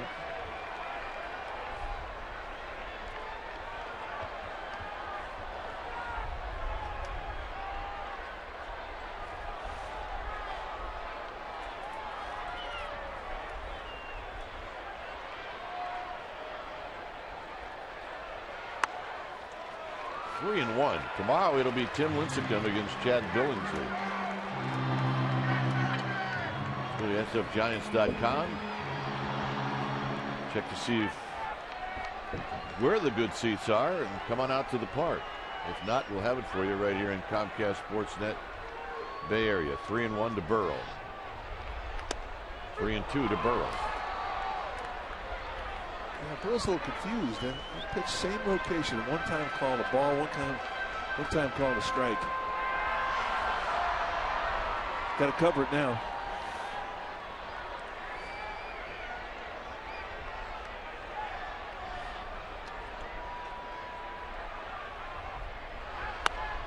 And the walk. Huff was on the move when Aaron Rowan's going to hit. Well, this is really a big at bat in this game. I mean, you consider this team's down 5-0, and this is the part of the lineup where you have to make some noise here. This is the 6th inning, and this becomes a big at bat. Rowan has been tearing it up. Even his outs have been hit hard. So the Giants have the right guy in the box to try and do something to get back in this game.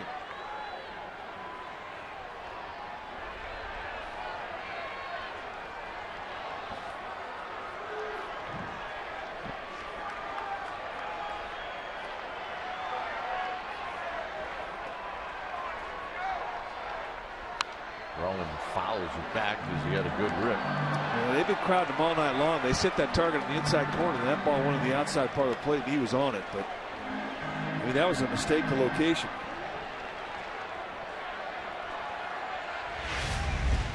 Inside target. Ball goes away. You see Barajas reach across to the outside corner.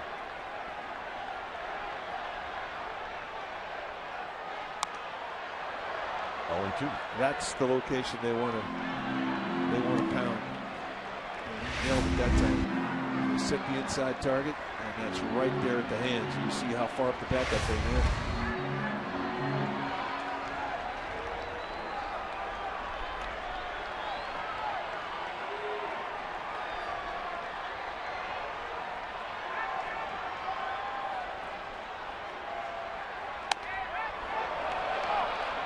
One and 2 on the appeal. Rowan will see another pitch.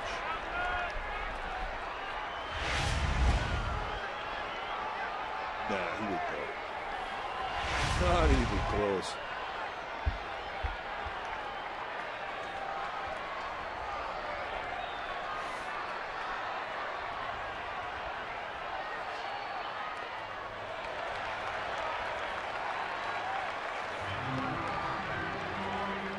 That last pitch was pitch number 100.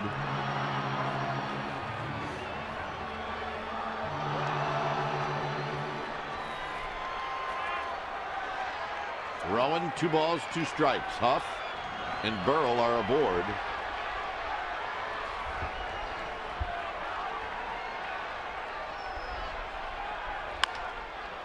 Tap to third, and Uribe will step on the bag, and that'll end the inning. Giants have now stranded 7 in the game. It's 5-0 LA.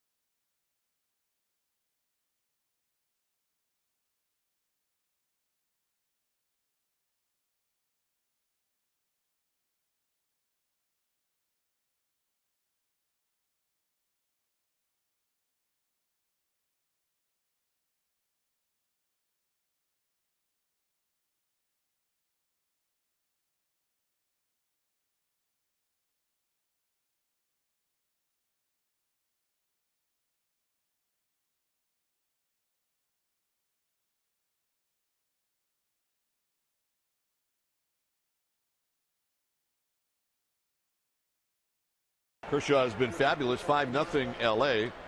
7 straight batters reached in the 5th inning. Dodger batters.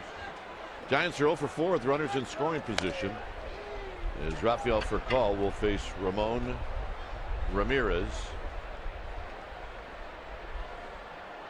This is Aaron Miles instead of Furcal. And Tejada has this one flip off his glove. So Miles is aboard.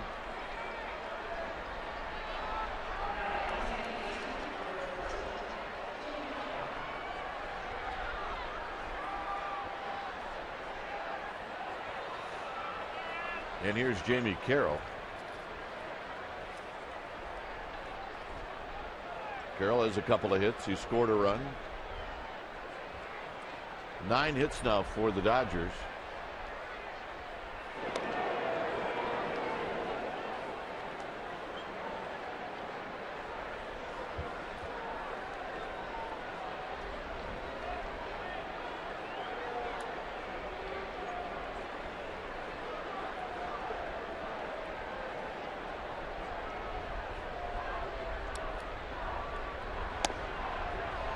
Down low.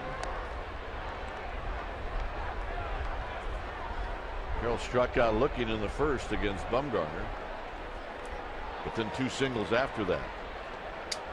Giants really crowd him in right field. Aubrey Huff's playing very shallow, and they have Aaron Rowan about 6 steps towards the right center field gap. It's a pitch him away, play him away defense. 2 balls, no strikes. Ted Lilly will pitch on Wednesday. That'll be the final game of the homestand against Jonathan Sanchez. Giants will have a travel day on Thursday as they will move on to the desert, back to Phoenix. That's popped out of play. That'll be a weekend series against the Diamondbacks. And then following the Sunday game, the Colorado Rockies are on the schedule for 3.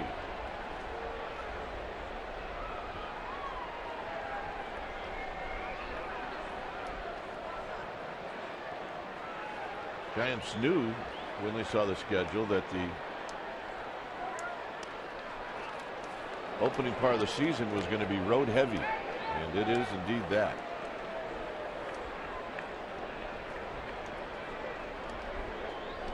They come back from Colorado. They're only at home for 3 days before they go out to the East Coast. Miles goes, swinging a little flare, center field. Rowan's not going to get to it. Jamie Carroll has mastered the flare. That's his third one tonight. Just a short stroke to the high fastball up.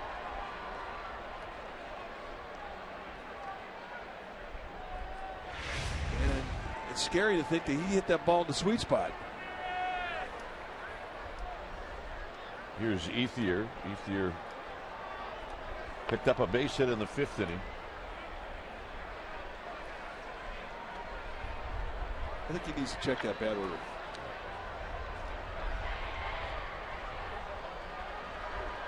Ethier hammers one foul. Tony Graham had a little chance of making a play on that one. Yeah, our ball dude got at first base line. He was not going to get up and chase that one down. He is officially attached to the chair. 0-1 to Ethier.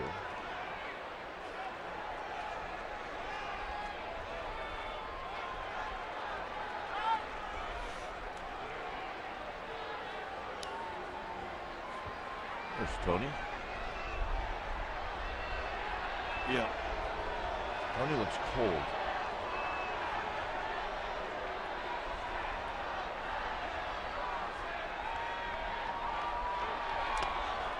Low.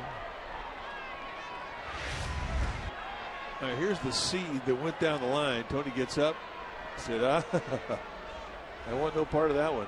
He was signaling touchdown. No, I thought he was trying to start the wave, to be honest with you. Pretty much the same deal. 1-1 to Ethier.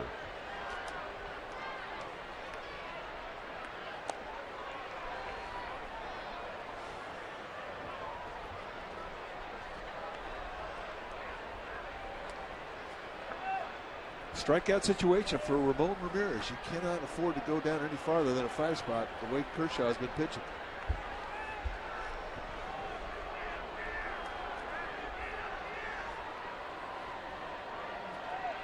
And Ramirez has slowed things down. Good sinker. Got a piece of it. It's 2-2.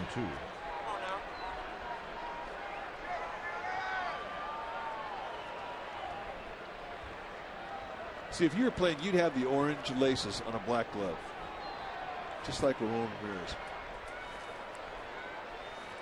I'd probably have them on my shoes more than my glove. Meanwhile, getting a little tight down there on the third base side. And a base hit to left field for Ethier. 6-0 Dodgers. 3 hits in a row. As Miles comes in to score. And here's Kemp.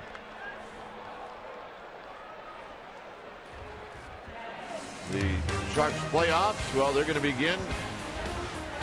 They're taking on the Kings.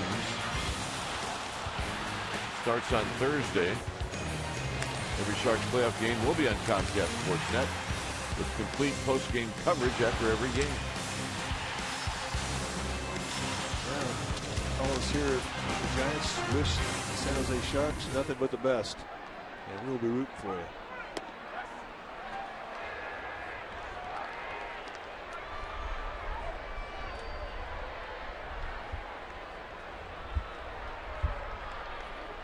Kemp has been on base 3 times, 2 walks and a single.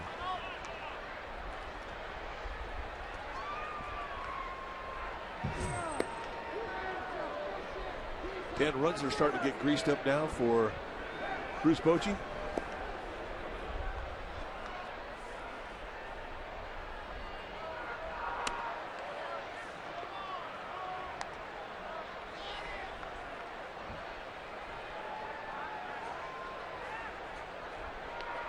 Kemp is doing in this game what he did in that 4-game series in LA.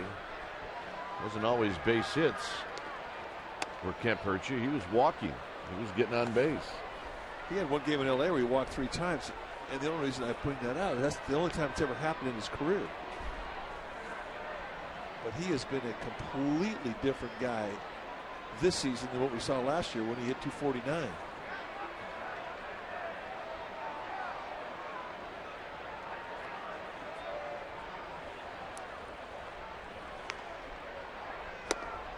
Two and two. And a lot of people in LA really believe that he could turn his fortunes around. He could really brighten up the chances of the Dodgers in the National League West. And a lot of pressure put on Matt Kemp early in his career. A lot of people forecasted that he had MVP type talent. Lewis gets the strikeout. But not on that slider. Here's Uribe.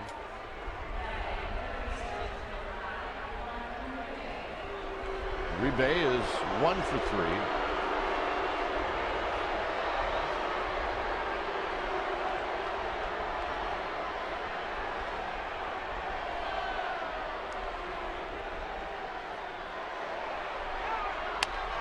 And that pitch is high. Do not leave one hittable with a breaking ball to Uribe.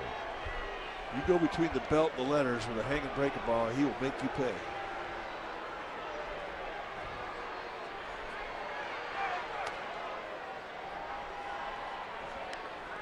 And he is in the driver's seat ahead to count 2-0. And one thing we've learned about Uribe is that he will let the fur fly. He doesn't swing for singles. Not 2-0 counts.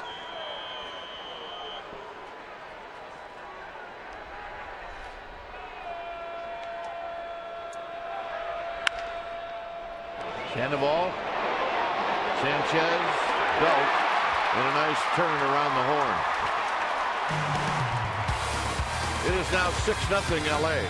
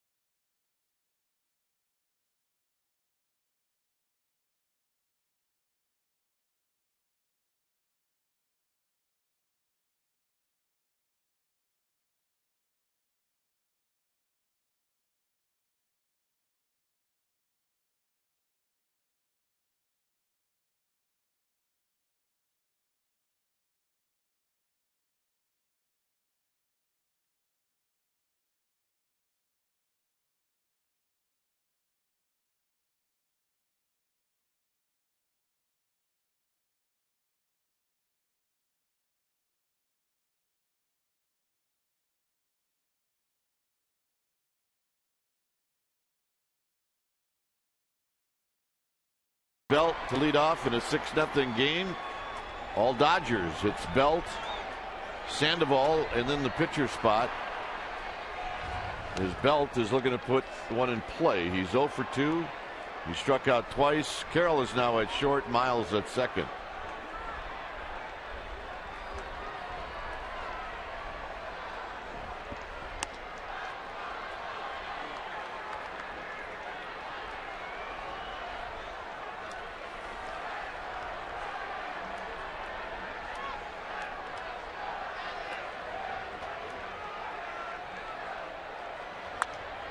Belt fouls it out of play. 2 balls and 1 strike. Trying to figure it out on the fly. It's not easy to do in the big leagues. No, it is not. Because you don't get a break. Every day you're seeing a fresh arm and a guy that can cut you up.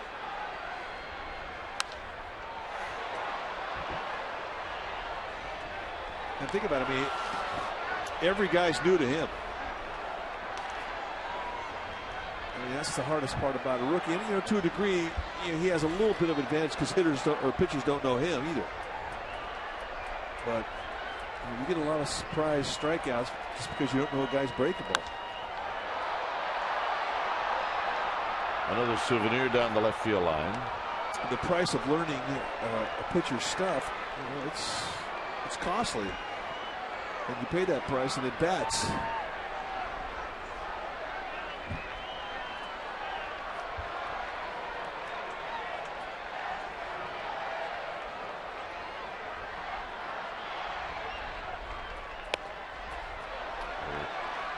Three and 2.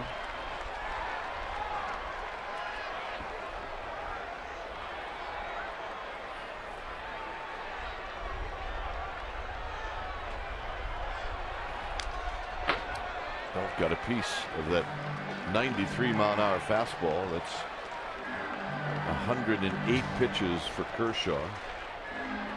That career down the Dodger bullpen to stop going. He's ready.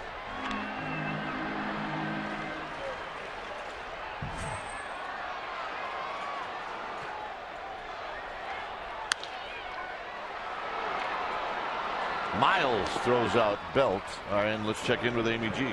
Well, if you're at home near a teenage girl, brace yourself. She's probably going to scream because another edition of Buster Knows Squat is out and available on the internet. Log on to csnbayarea.com. Go to Buster Knows Squat.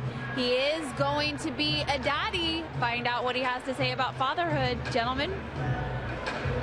All right. We may do that. Here's Sandoval. Sandoval is 0 for 2.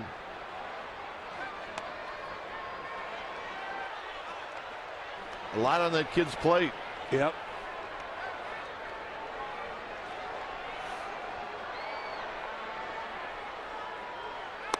Two balls, no strikes. But if there's anybody in that clubhouse that's ready for fatherhood, it'd be Buster Posey. Yeah, he can handle it.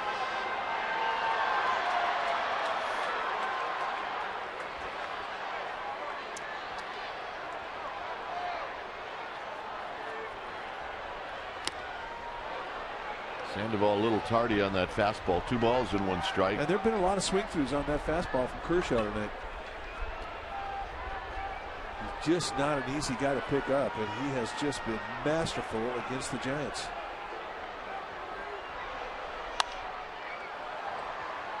Down the right field line and out of play.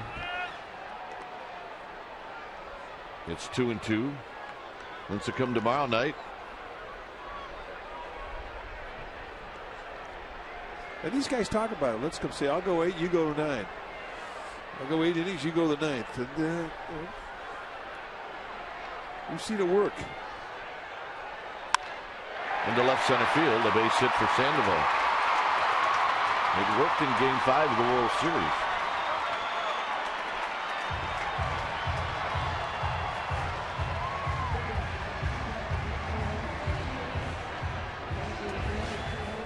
Well, check out the Ring T-shirt. It's a limited edition, $25 plus shipping and handling. If you want one, you call 1-877-5-GIANTS, or you go to any Giants dugout store. Celebrate the 2010 World Series championship. The limited edition is unique, and it shows the ring on both sides. You see the Bay Bridge, you see the trophy. So check it out. Sherholtz is going to pinch hit.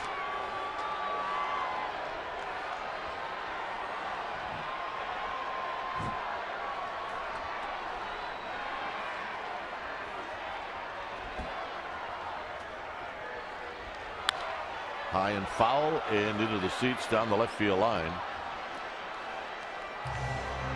Schultz on the year is hitting .267. He's 4 for 15. He's 0 for 2 as a pinch hitter. There's the winner. Gave that foul ball a kiss. Nice going.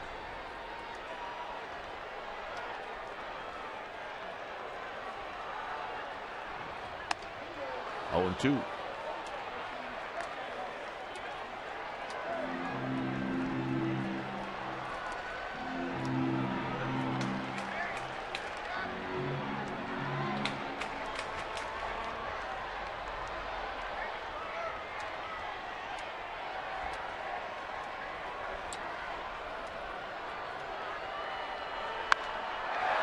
Sherholtz lines it at Kemp, and Kemp will put it away. Good at bat.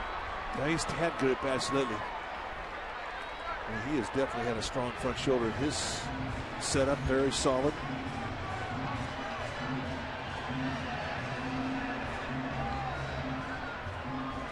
Don Mattingly is going to the bullpen. When it's time for a change, think Speedy. Oil change and tune-up. Your oil change, tune-up, and smog experts.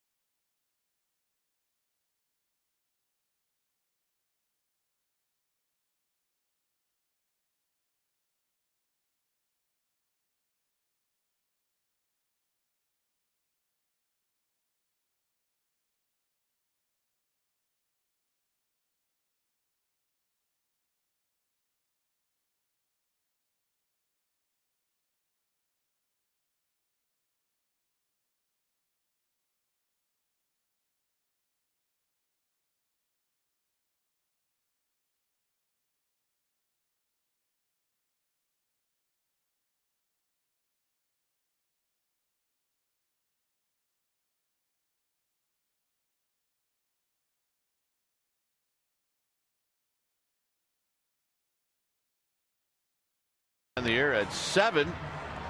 It'll be the Giants and the Dodgers right here in Comcast Sportsnet Bay Area. 6:30 pregame live. Matt Guerrier facing Miguel Tejada. Well, there's the line for Kershaw. 6 2/3 strong. 6 hits allowed, 7 strikeouts, couple of walks, and the Giants still not able to put a ding in that scoreboard.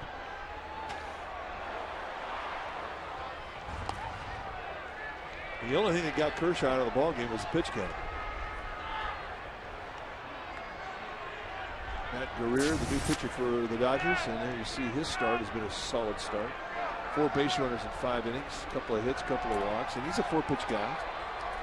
Give you a lot of different looks.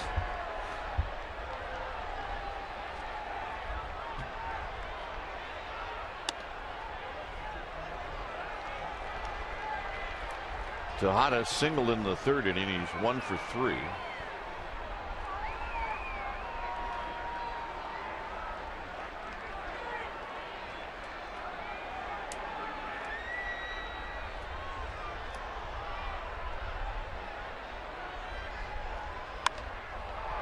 Hit very high into shallow center field.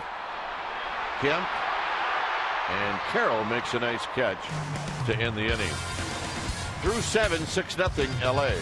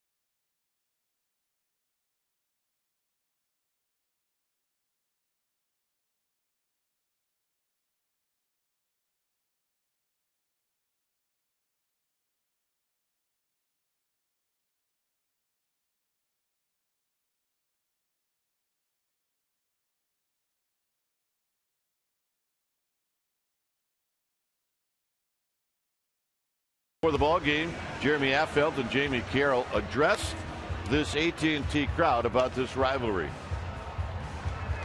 On behalf of the Giants and Dodgers organization and the Stowe family, we want to thank you all for your support and generosity for Brian and his family during this time of need. We ask that you respect that rivalry and you respect each other as fans. So this is America's national pastime, and let's keep it that way. Thank you.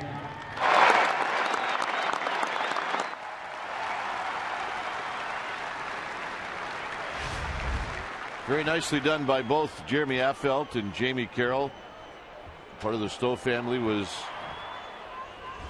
over by the Giants dugout.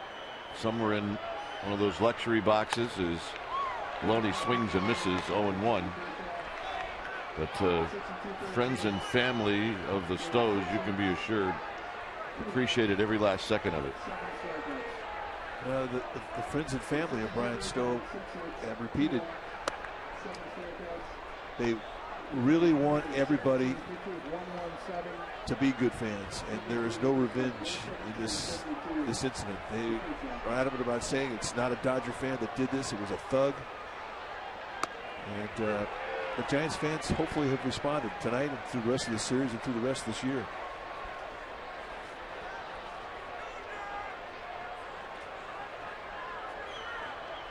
Yeah, we're being told they had a fundraiser in the parking lot at Dodger Stadium today. And the report is that fundraiser in LA raised over $61,000. The community fund had a silent auction here, and it raised close to $8,000. So everybody trying to do whatever they can to help Brian Stowe and the situation that he's in. We will give you a better update tomorrow as to the money being donated. 2 balls and 2 strikes. Runsler to Loney.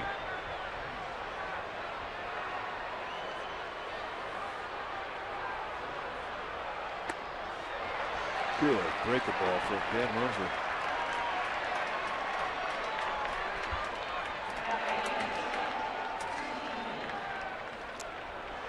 Here's Gwynn.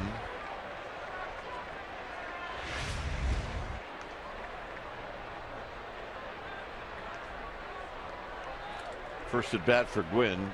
Marcus Thames was 0 for 3.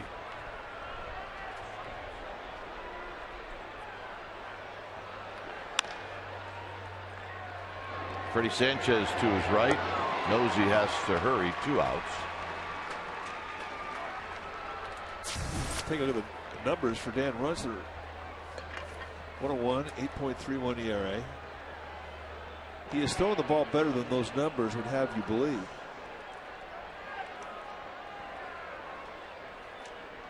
He's had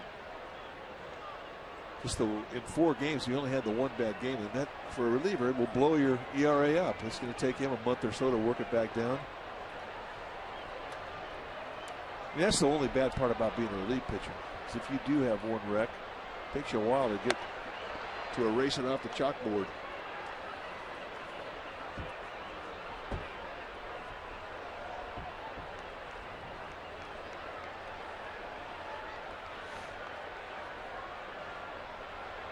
Barajas takes a strike. He homered in the 5th inning, the inning where the Dodgers scored 4 times off of Bumgarner.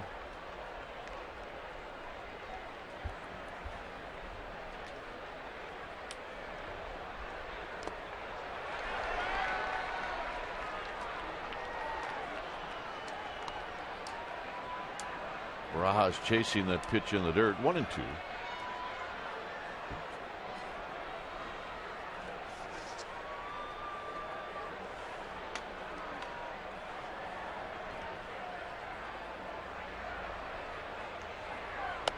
Two balls, 2 strikes. Reds and Padres in Southern California. That is a 3-2 lead for Cincinnati in the 8th inning.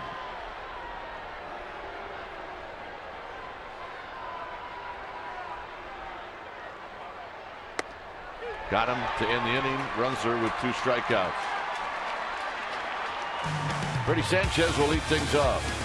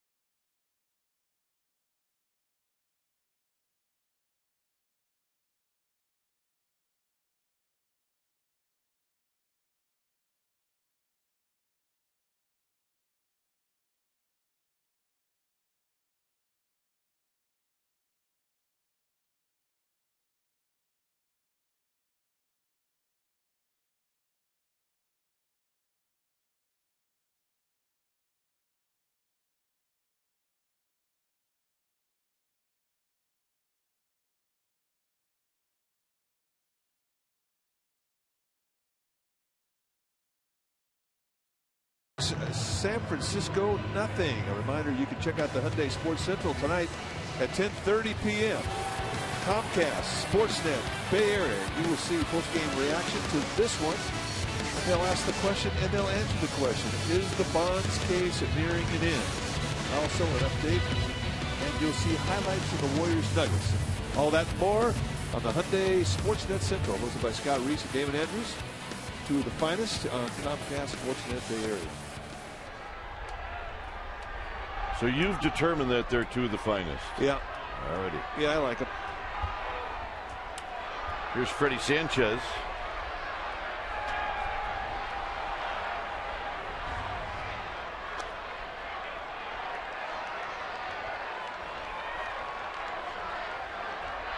Is that a magnet schedule given out tonight? Yeah, those things stick on anything. They do. Refrigerators, toasters, foreheads, sandwiches. Sanchez, Huff, and then Posey. Tell you what, though, the magnet posters are pretty cool, or the magnet schedules, and that's something you have to give out in April. You can't be giving that out in September. Uribe goes down, spins around, and throws out Sanchez. Yeah, stick on anything. They will.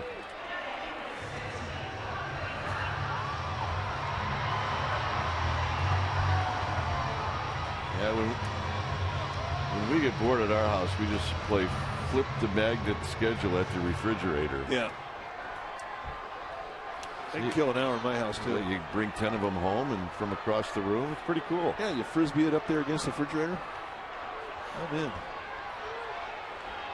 Outside to Huff. 1 ball and no strikes.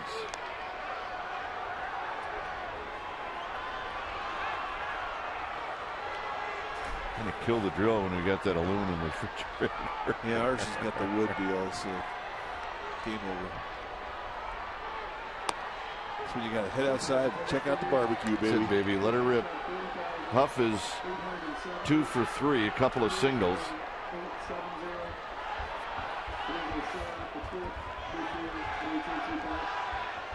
Four games here this year, 4 sellouts.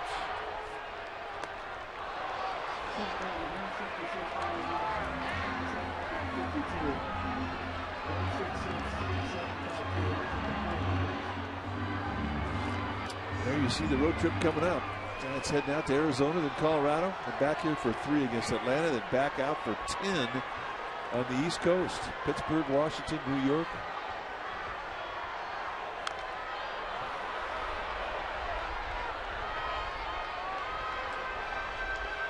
But this really is the very first day. It kind of felt like a regular game day. Giants had 3 opening days, 1 in Los Angeles, 1 in San Diego, 1 here, of course, and another of other celebrations that were ceremonial. All great experiences, but they were all looking forward to getting into the regular flow of things. Huff skies it out to right field. Ethier was playing deep. He comes in, 2 outs. Well, it'd be interesting. Pittsburgh back east could see some weather. Washington could see some weather. New York is about as east as you can get.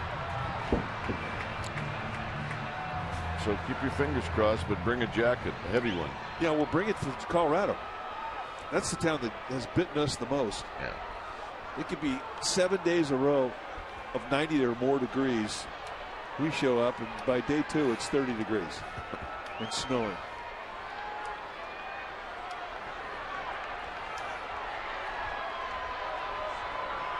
Buster Posey's 0 for 3 with a couple of strikeouts. Pulls this on the ground, backhanded by Uribe. Loney will pick it out of the dirt, and that'll retire the side. So nice job by Guerrier as we go to the 9th.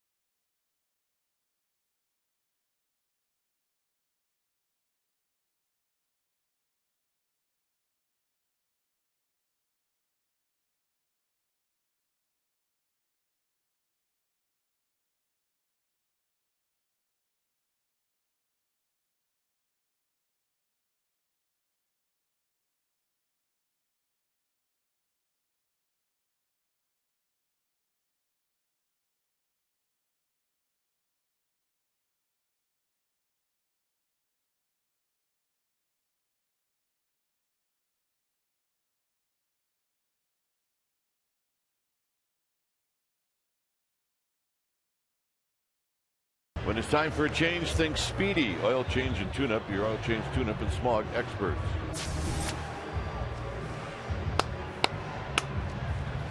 Javier Lopez is the new Giants pitcher. He is the 4th pitcher for Bruce Bochy tonight.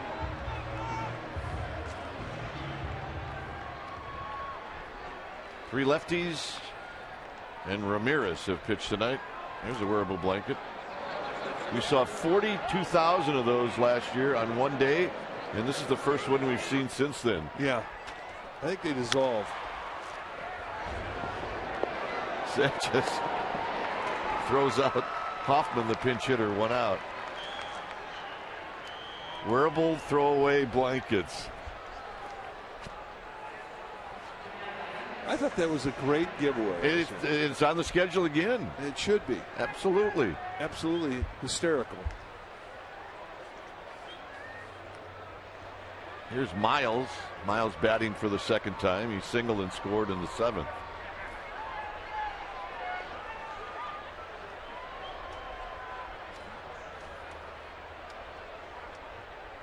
What have been some of your favorite giveaways over the years? I mean, the bobbleheads are all great. This year, Willie Mays' birthday, they're going to have the Willie Mays statue that's out in front of this ballpark. They're going to give those out. That's pretty cool. That is a good one.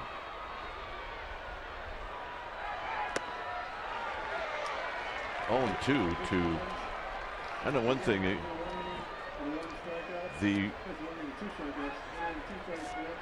grocery store bag, you know, that you take in. Yeah. I got 15 of those in my garage. You know what? I'm using. I've been trained by my wife. I'm using those now. I go to the store and I take them in. Absolutely. Back to the game. Lopez with a strikeout. The magnet schedule is a practical one. That's one you use. I like them all. The Lincecum Wiggs was hysterical.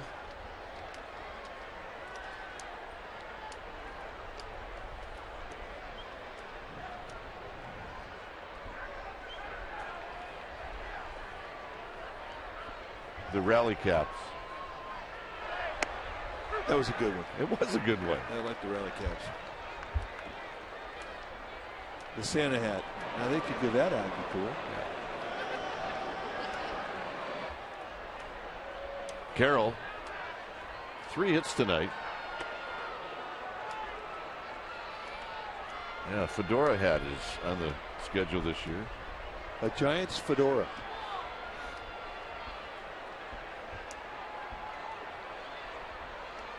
The Zito striped socks, they're handing out those. Maybe we can get Leonard a pair of those. The Tim Lincecum poster. That's a good one. Yeah. The Lynn Herstein nightshade vision. See, I think Leonard needs to, those giveaway Zito socks, just put on like 5 pair. Yeah. Well, he has 5 pair of socks on. Makes your calves look bigger. I think he's got 3 pairs of pants under those socks. You know one thing, it is bright sunshine out there. It is. He is a celebrity. Lopez with a nice job of spearing the sharp ground ball, and that ends the inning. Giants 6 to tie, 7 to go home.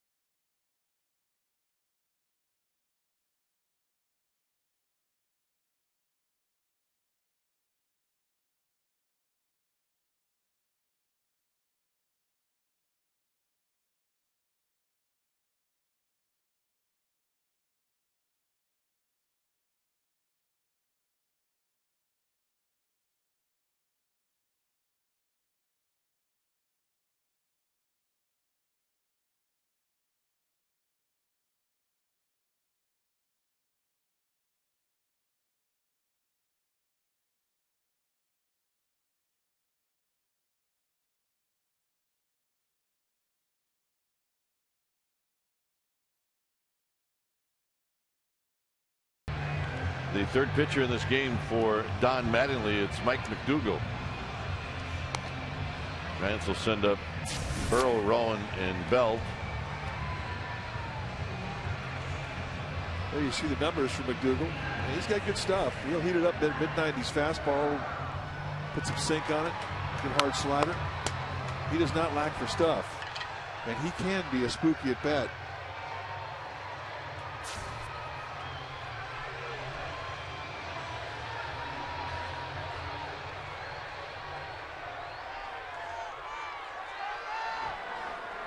Burrell has been on base 3 times, a couple of walks in a single.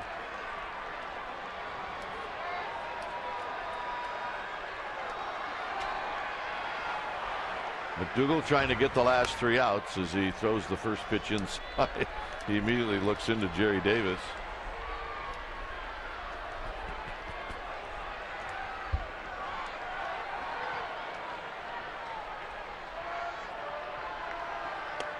Burrell looks like he's going to take a strike. It's 2-0. Well, you should, down 6-0. And McDougal's a guy who has a reputation where he can get a wild hair up his nose.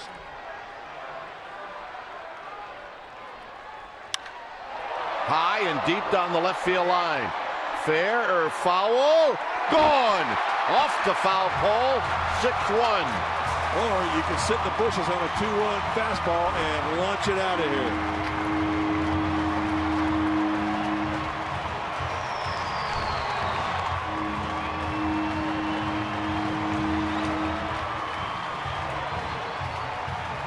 Fourth home run of the year for Pat Burrell. And there's the 2-0 challenge, and he just took advantage of it. Just a matter of if it was going to be fair or foul. Oh, yeah. Well, judging by Burrell's reaction, I think he thought he was going to miss the foul pole.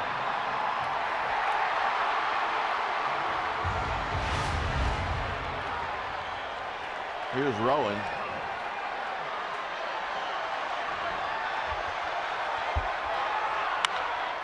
Rowan hits one just to the left of Uribe. Rowan is gone. He's got an 0 for 4. Well, he bushwhacked him here in the 2-0. Got a fat fastball right at the belt, out over the plate. And then it was just a matter of whether it was going to stay fair. Hit about halfway up the foul pole. Here's Belt.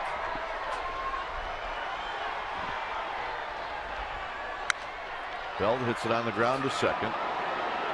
And that's a 4-3 put out. 2 outs.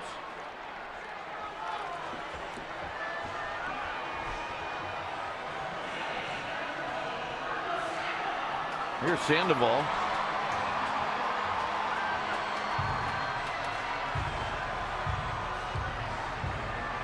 Belt is now 5 for 36.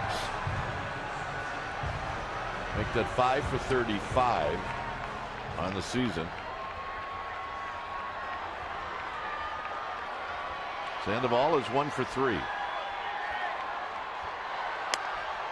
And a strike, and it's 0-1.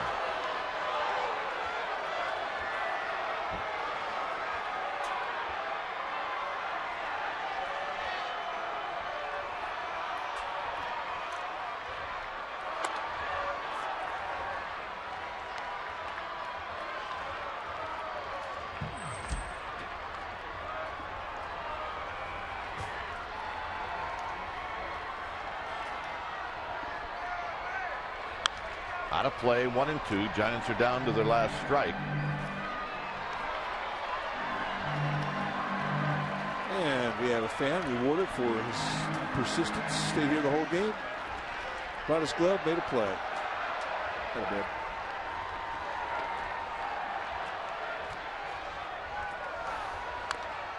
Sandoval shoots it to the backstop. Remember, tomorrow night, Tim Lincecum against Chad Billingsley. Going out to the park. If you don't, check us out right here on Comcast Sportsnet Bay Area.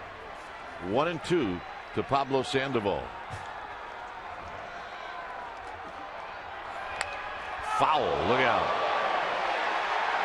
Does that knock somebody down in that dugout?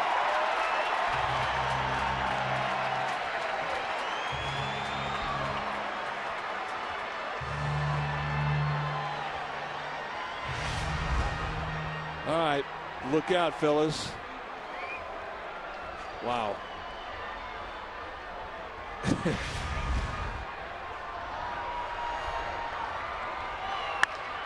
Lined into center field at Kemp, and that's the ball game. Game 1 in this 3-game series goes to the Dodgers behind Clayton Kershaw, who has now beat the Giants twice this year, and he has not given up a run to the Giants. So LA takes this one by a final of 6-1.